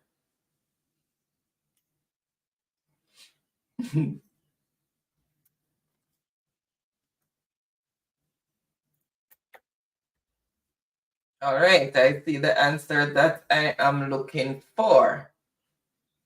And it is, who is Donald Sangster? So Donald Sangster is the shortest serving Prime Minister. So he succeeded Bustamante as Prime Minister on 23rd February 1967, and he only had one cabinet meeting before he fell ill less than 2 weeks later and became the only Prime Minister to die in office on 11th April after suffering a subarachnoid hemorrhage. That means he had a massive brain bleed. So he had a stroke. That from the subarachnoid hemorrhage, and that's how he died in office. Subarachnoid hemorrhage, brain bleed, stroke, death. All right, and that is for 1,000 points. All right, so let's see who picked up those 1,000 points.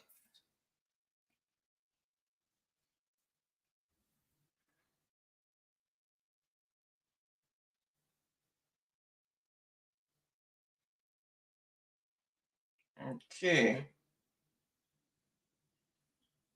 Ricardo, let's sweep everything.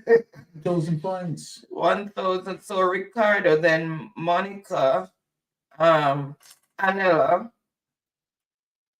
Burkina, what is it? Chicky, Concern, Editing, Tiffany. So most people came in with Donald Sangster. Who is Donald Sangster? Make sure everybody as who is, yes. So who is Donald Sangster?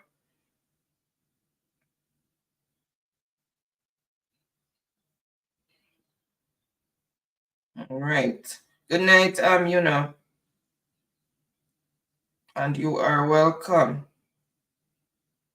Betty Boop also got Donald Sangster. All right, so Ricardo, choose the next category and for how many points?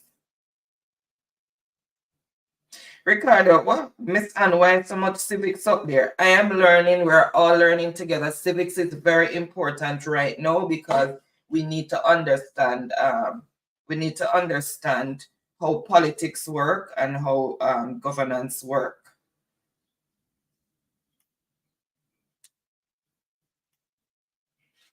Okay, so characteristics for 100. Jara, you're logging, seeing that you just answering for the June 7th. So when you get here, you need to refresh. You need to refresh your internet. All right, so characteristics for 100. One who looks on the bright side of things. So now we're going to look on person's characteristics. So name, what is the characteristics? Let me put it that way. What is the characteristic given to a person who looks on the brighter side of things? What do you call this? And remember, the characteristics is pertaining to persons.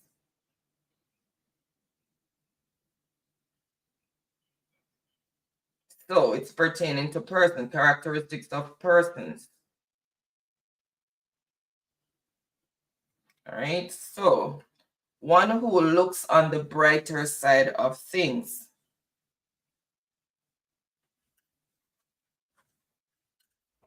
All right, let's see what's going on.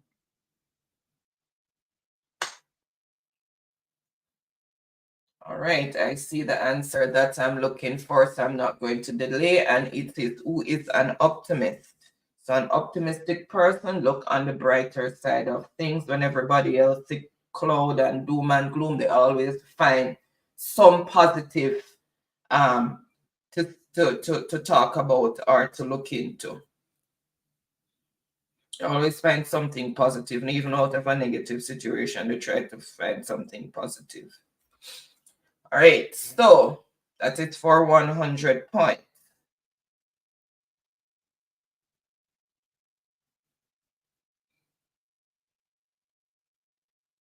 Andrew. No, sorry.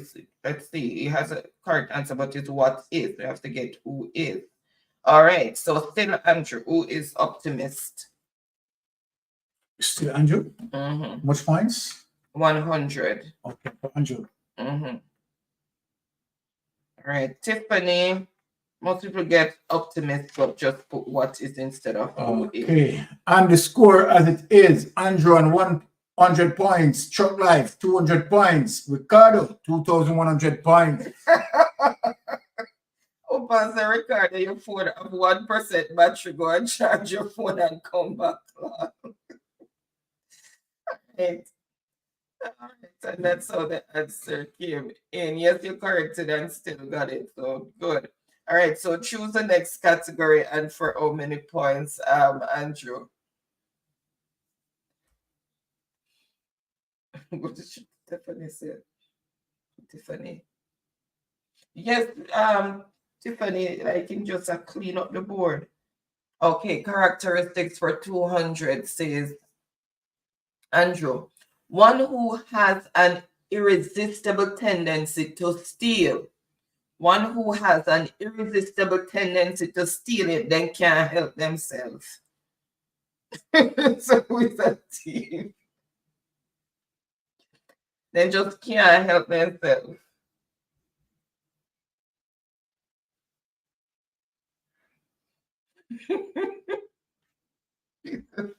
Like with the government. Who's Andrew on this? Who's Andrew? Jesus, which politician?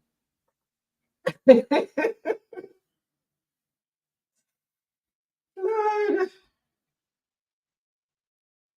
What's bro God?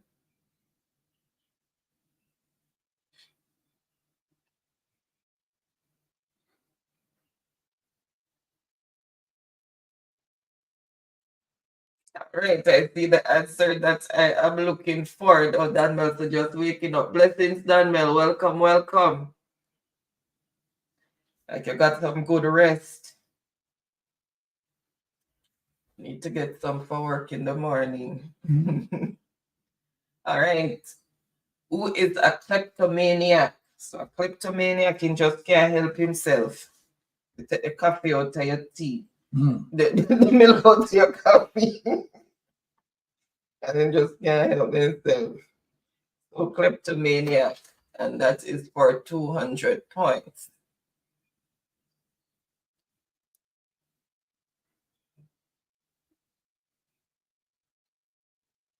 All right, so it started that is, yep, it started there. Some just overlap. Dunmel for 200 points. Kleptomaniac. Monica shortened it. Tiffany, regardless of who is Mr. Morris.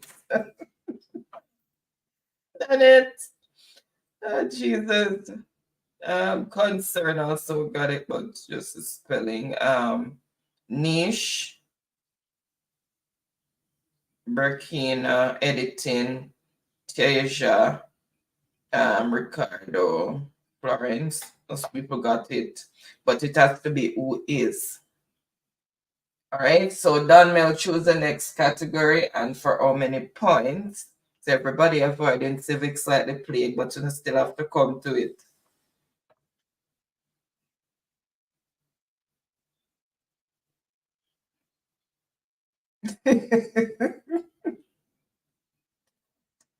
Oh my goodness. Choose the, okay, you said characteristics for 300.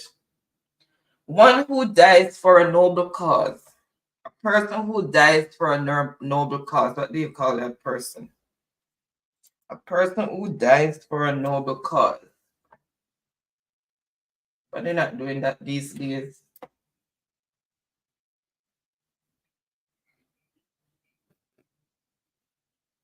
Guys, get the spelling correct. It's not a part of a word, so please get the spelling correct.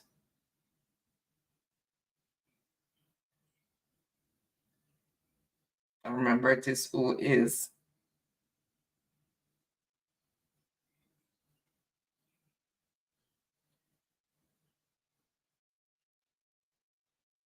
All right, I see the answer that I am looking for, and it is who is a martyr, M-A-R-T-Y-R. So who is a martyr? The person who has that spelling will get the 300 points. All right, let me just refresh.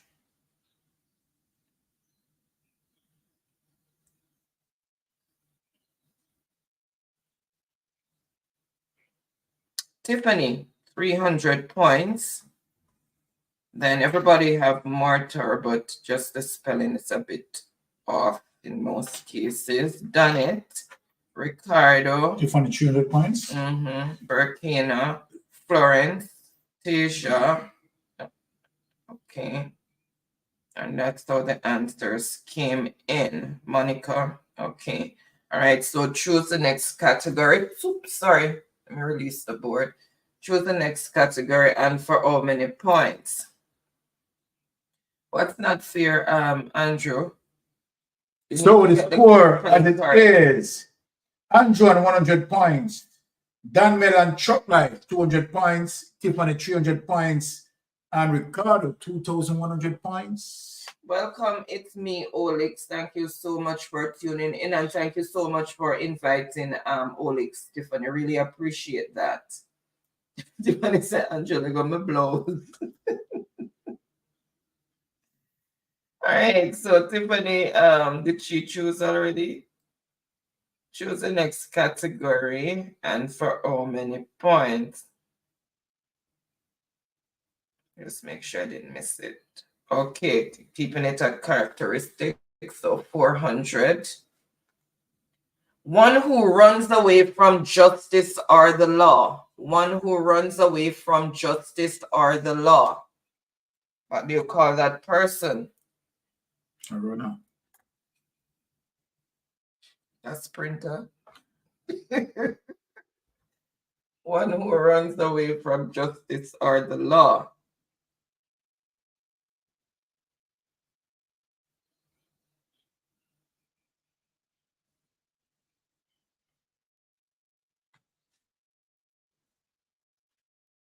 All right, I see the answer that I'm looking for, no delays, and it is who is a fugitive. So a fugitive runs away from justice or the law. They go on the run, and that is for 400 points. So let's see who picked up those 400 points. So we started there.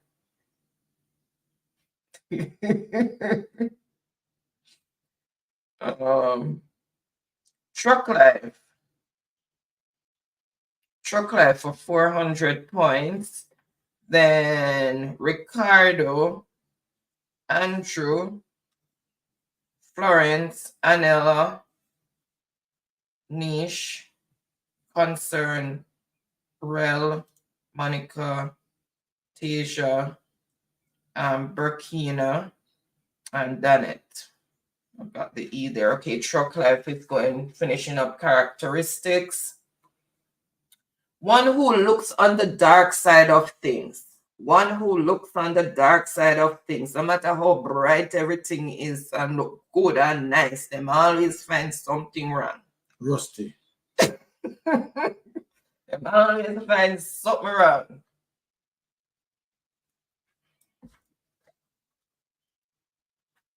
So what do you call this person? Rusty.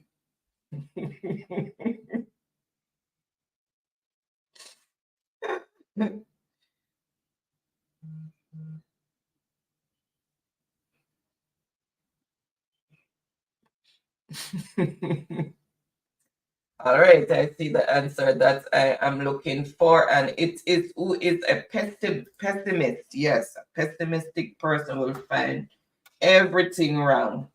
Even when everything going right, them always find some Wave Patrol, a monkey wrench or a kangaroo wrench as Shock Life would say and everything. All right.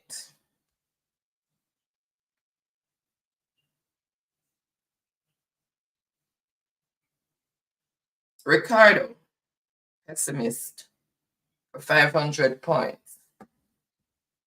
Then Monica, Megawatt, Anela, Tiffany, everybody run out with pessimist. So the score as it is: Florence, Burkina, Andrew, 100 points. Daniel, 200 points. Tiffany, 300 points. Shock Life, 600 points. And Ricardo, 2,600. Okay, Hush, Tiffany said our internet is now logging. Hush, I hope it sort out itself fast. The Monday did it. Right. Ricardo is going government for 100. Government of the people, for the people, and by the people. Everybody run out. Make sure to run out, you know, because anybody crawl out, I gotta get left. So better run out fast. Okay. I got what says read Ricardo. Okay. Let me go back.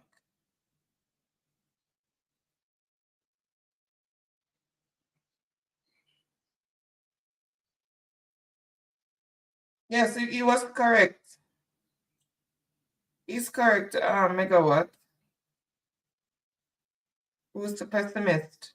Might not have about who's pessimist is still correct. Mm-hmm.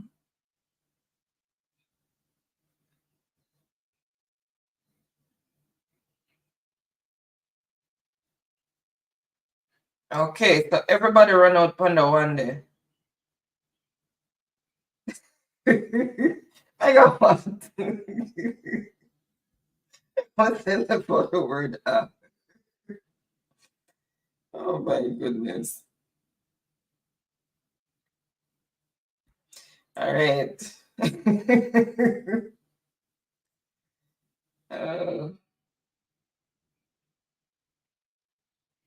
All right.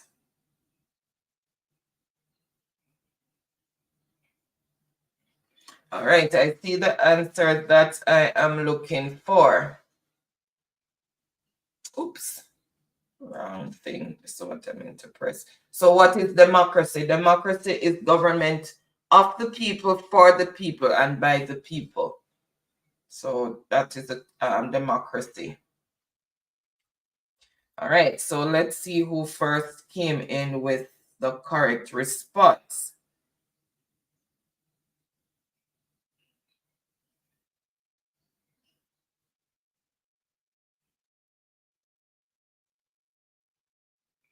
Andrew for 100 points. Then what's this? Oli? Red. Democracy. Ricardo, Monica, Dunmel, Concern.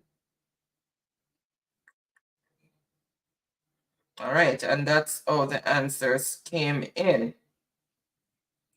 So, Chicky, your internet is lagging. When you get here, you need to refresh your internet. It's lagging.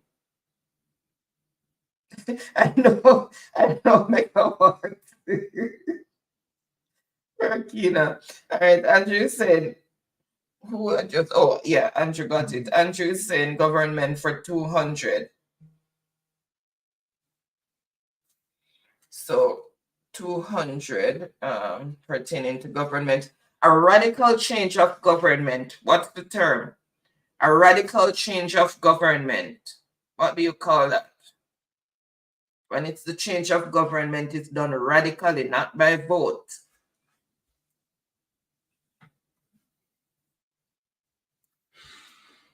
So it's not done by vote, it's done by force. So it's done radically. What do you call that?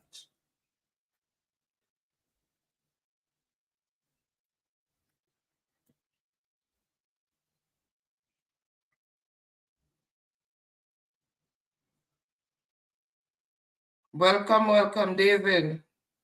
Happy Friday. How are you doing?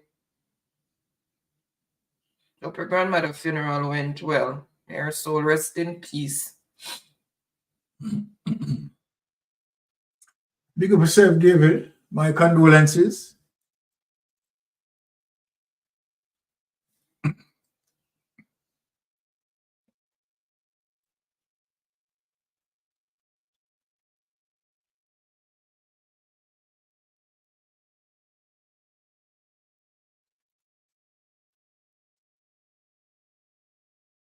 All right, I see the answer that I am looking for. And it is, what is a revolution? So what is a revolution? And that is for 200 points. So let's see who first came in with the correct response. So let's see who first came in with the correct response. Let me just refresh.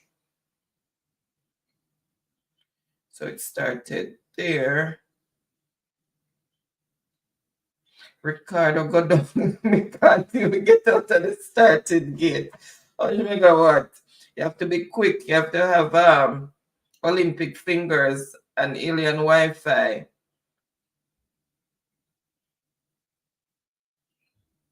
All right. So I'm looking for the correct spelling.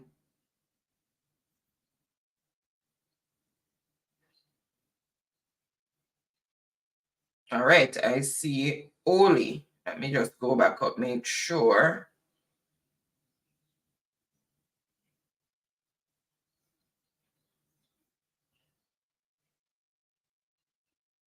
Okay, so Oli. Oh, no, oil. Oh my goodness, I'm not have on my glasses. OLI for 200 points. 200 points. Mm-hmm. So the score as it is, Ollie, 200 points, Daniel, 200 points, Andrew, 200 points, Stephanie, 300 points, Truck Life, 600 points, and Ricardo, 2,600 points. Okay, one sec. Charlotte called. What is happening? Yukali was called. One sec, guys. I need to. You're calling me? Yukali was calling me earlier. Now Cheryl calling me. I wonder what's happening. All right, let me just give you. I have to call back my sisters because both of them are calling me. I'm wondering if something is wrong. Government by the worst citizens. What do you call that? A government by the worst citizens. So just give me one. Answer that question in the meanwhile.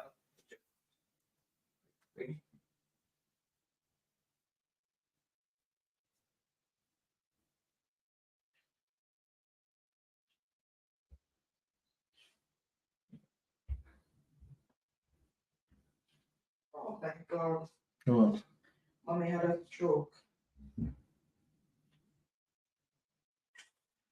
But no matter where that now, just Just finish it. Yeah. And then. Yukali was calling me earlier and I should, Jaden came and told me, but by the time I get up there, it's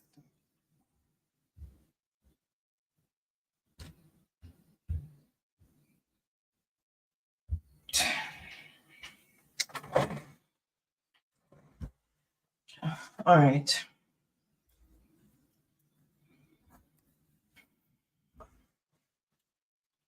All right.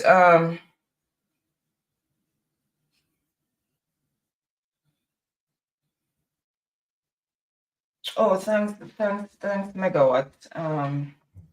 Just finish and call to see what's going on. So the answer is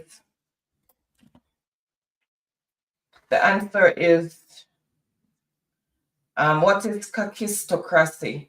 And that is for 300 points. So what is kakistocracy? And that is for 300 points.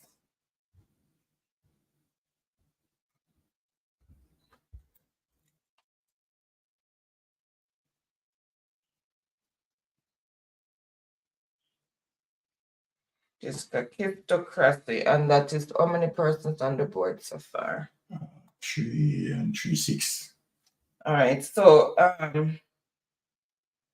guys, I am honestly, my brain is scattered right now. I'm not gonna be able to finish the Jeopardy, and they're calling me again. My sister's calling from the UK, the other one is calling from the US. Phone just lighting up. So I'm going to end the live. I'm sorry. Just give the winnings and then yeah, we have some emergency situation as it relates to the information that we just received. So for as it is, we're just gonna call out the winner. We're just gonna close out tonight because we have to attend to some emergency.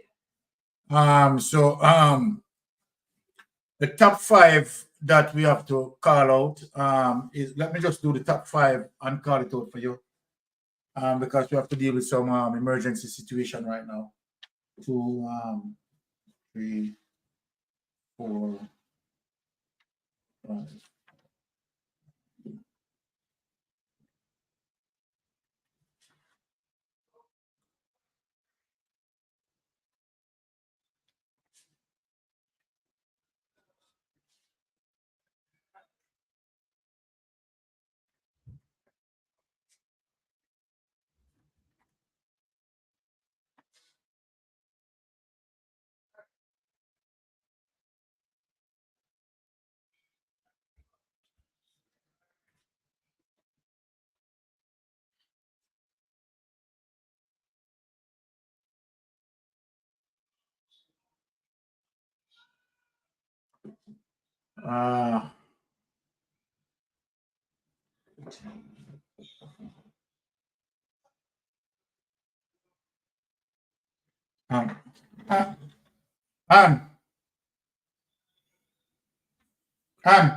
Yeah.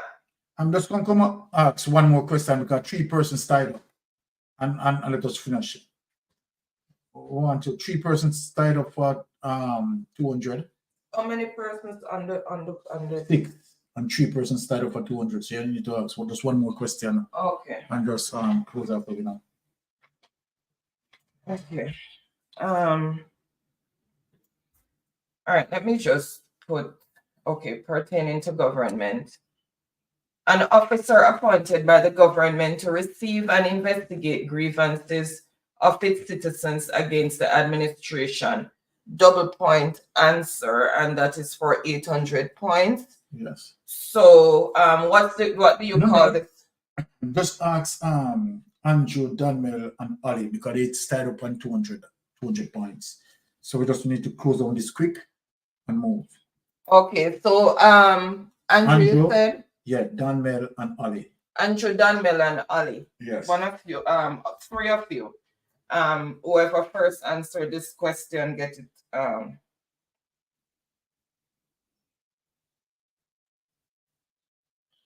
Oh, I didn't check the last. Oh, sorry, I didn't check. Oh, Jesus, I didn't check the last question. Okay.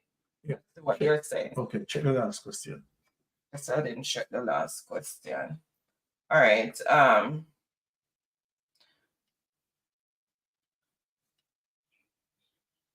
Let me just come out of this one and then we're gonna go back to that one. And the last question was 300. Kakistocracy. Yeah, didn't I give somebody that one? What did I say win that one?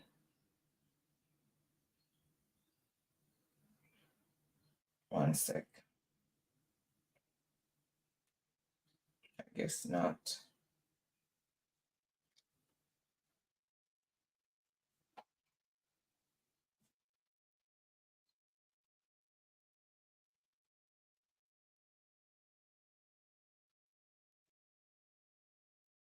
One sec, guys.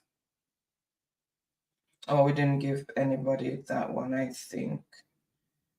So first on the board with that one is David. So David was first on the board with that one, and that is for 300 points. David? Yeah. 300 points? Yeah. Then Andrew. Okay, so hold on. So since David coming with 300 points, so we can close. can close it. David will But then you still have two. Yeah, but 200. So remember David coming now. They have Tiffany, which is 300. David 300. Okay, I understand. Yes. So I still need to figure out. Okay. One more. Yeah. So the other answer now, which is 800 points between So we have 3 persons with 200 points. All right. So let's see who came in with the correct answer for, and who was the 3 persons? You have Andrew, Daniel, and Ollie.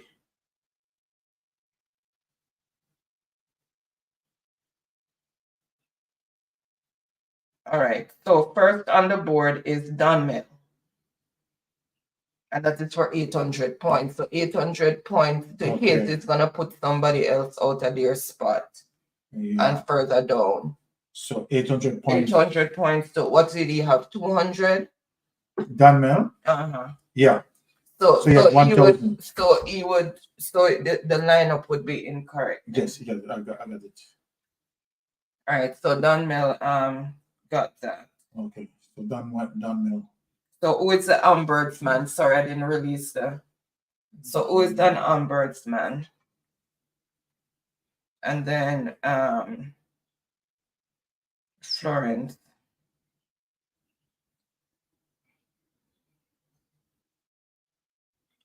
She took life. So they're saying look at the spelling. So 4. Oh, hold on. The spelling.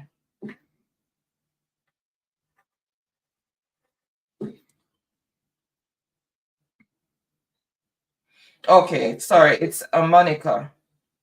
It's now gone to Monica. Sorry, it's men instead of man. Monica for 1,000. 1,000. So Monica, let me see. Sorry, Donmel. The spelling you had men instead of man. I need to put the number across the screen again. All right, so that's the number across the screen. It's a WhatsApp number, Monica. You need to send me the phone number that you want the credit sent to, and you need to tell me. So call it the 5s now? Yeah, you need to you need to tell me what's the provider, whether digital or flow. Let me just get this, okay? You know when my brain gets scrambled. Yeah, so that's how they David. Monica Hall.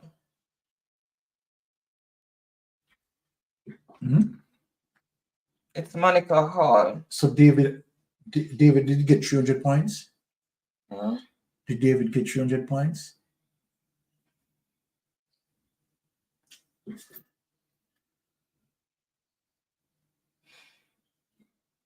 All right.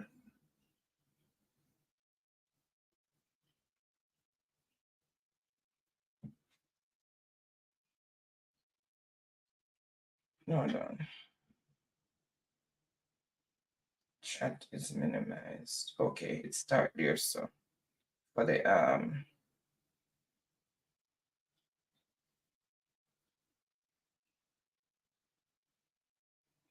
oh, David didn't spell it correctly, so they're right. It's Andrew who got the points for the kakistocracy, and that was 400 points. So Andrew got the points. So take David back off. Sorry, David. And put Andrew. Put the 400 points to Andrew's. Because he didn't have the correct spelling. Andrew for 400 points. Yeah. So then that means that we have okay, 1, 2, 3, 4, 5. So that is it. So we get a 5. We got a 5. All right. So let me just rewrite because this is messy. 1, 2, 3, 4, 5. Let me just rewrite. And I want the breaker. Oh, God. No, Andrew was included in the breaker. Andrew's 400. No, so it was 200. Let me just go back up because I want to. Monica equal 1,000. And Umbertman equal 600. Andrew equal 400.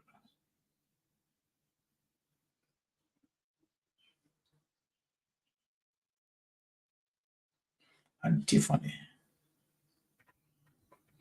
So there you go. So call it out now. Mm-hmm. Okay, so the top 5 person, right? That made the board tonight. Tiffany, 300 points. Andrew, 400 points. Truck Life, 600 points. Monica, 1,000 points, and Ricardo, 2,600 to 600 points to close it. Guys, we are sorry as it relates to we have to rush off because we have some family emergency right now. So those are the winners for the night. Ricardo, 2,600 points. Monica, 1,000 points. Stroke Life, 600 points. Andrew, 400 points. And Tiffany, 300 points. Okay, guys. So, okay, guys. So thank you so much for tuning in. Really appreciate each and everyone. And thank you guys so much for the well wishes. I'm just gonna check with my brother now to see because he's taking her to hospital. So I'm gonna see what's going on. All right, guys. So thank you so much, and until next week, stay safe and stay blessed. Good night.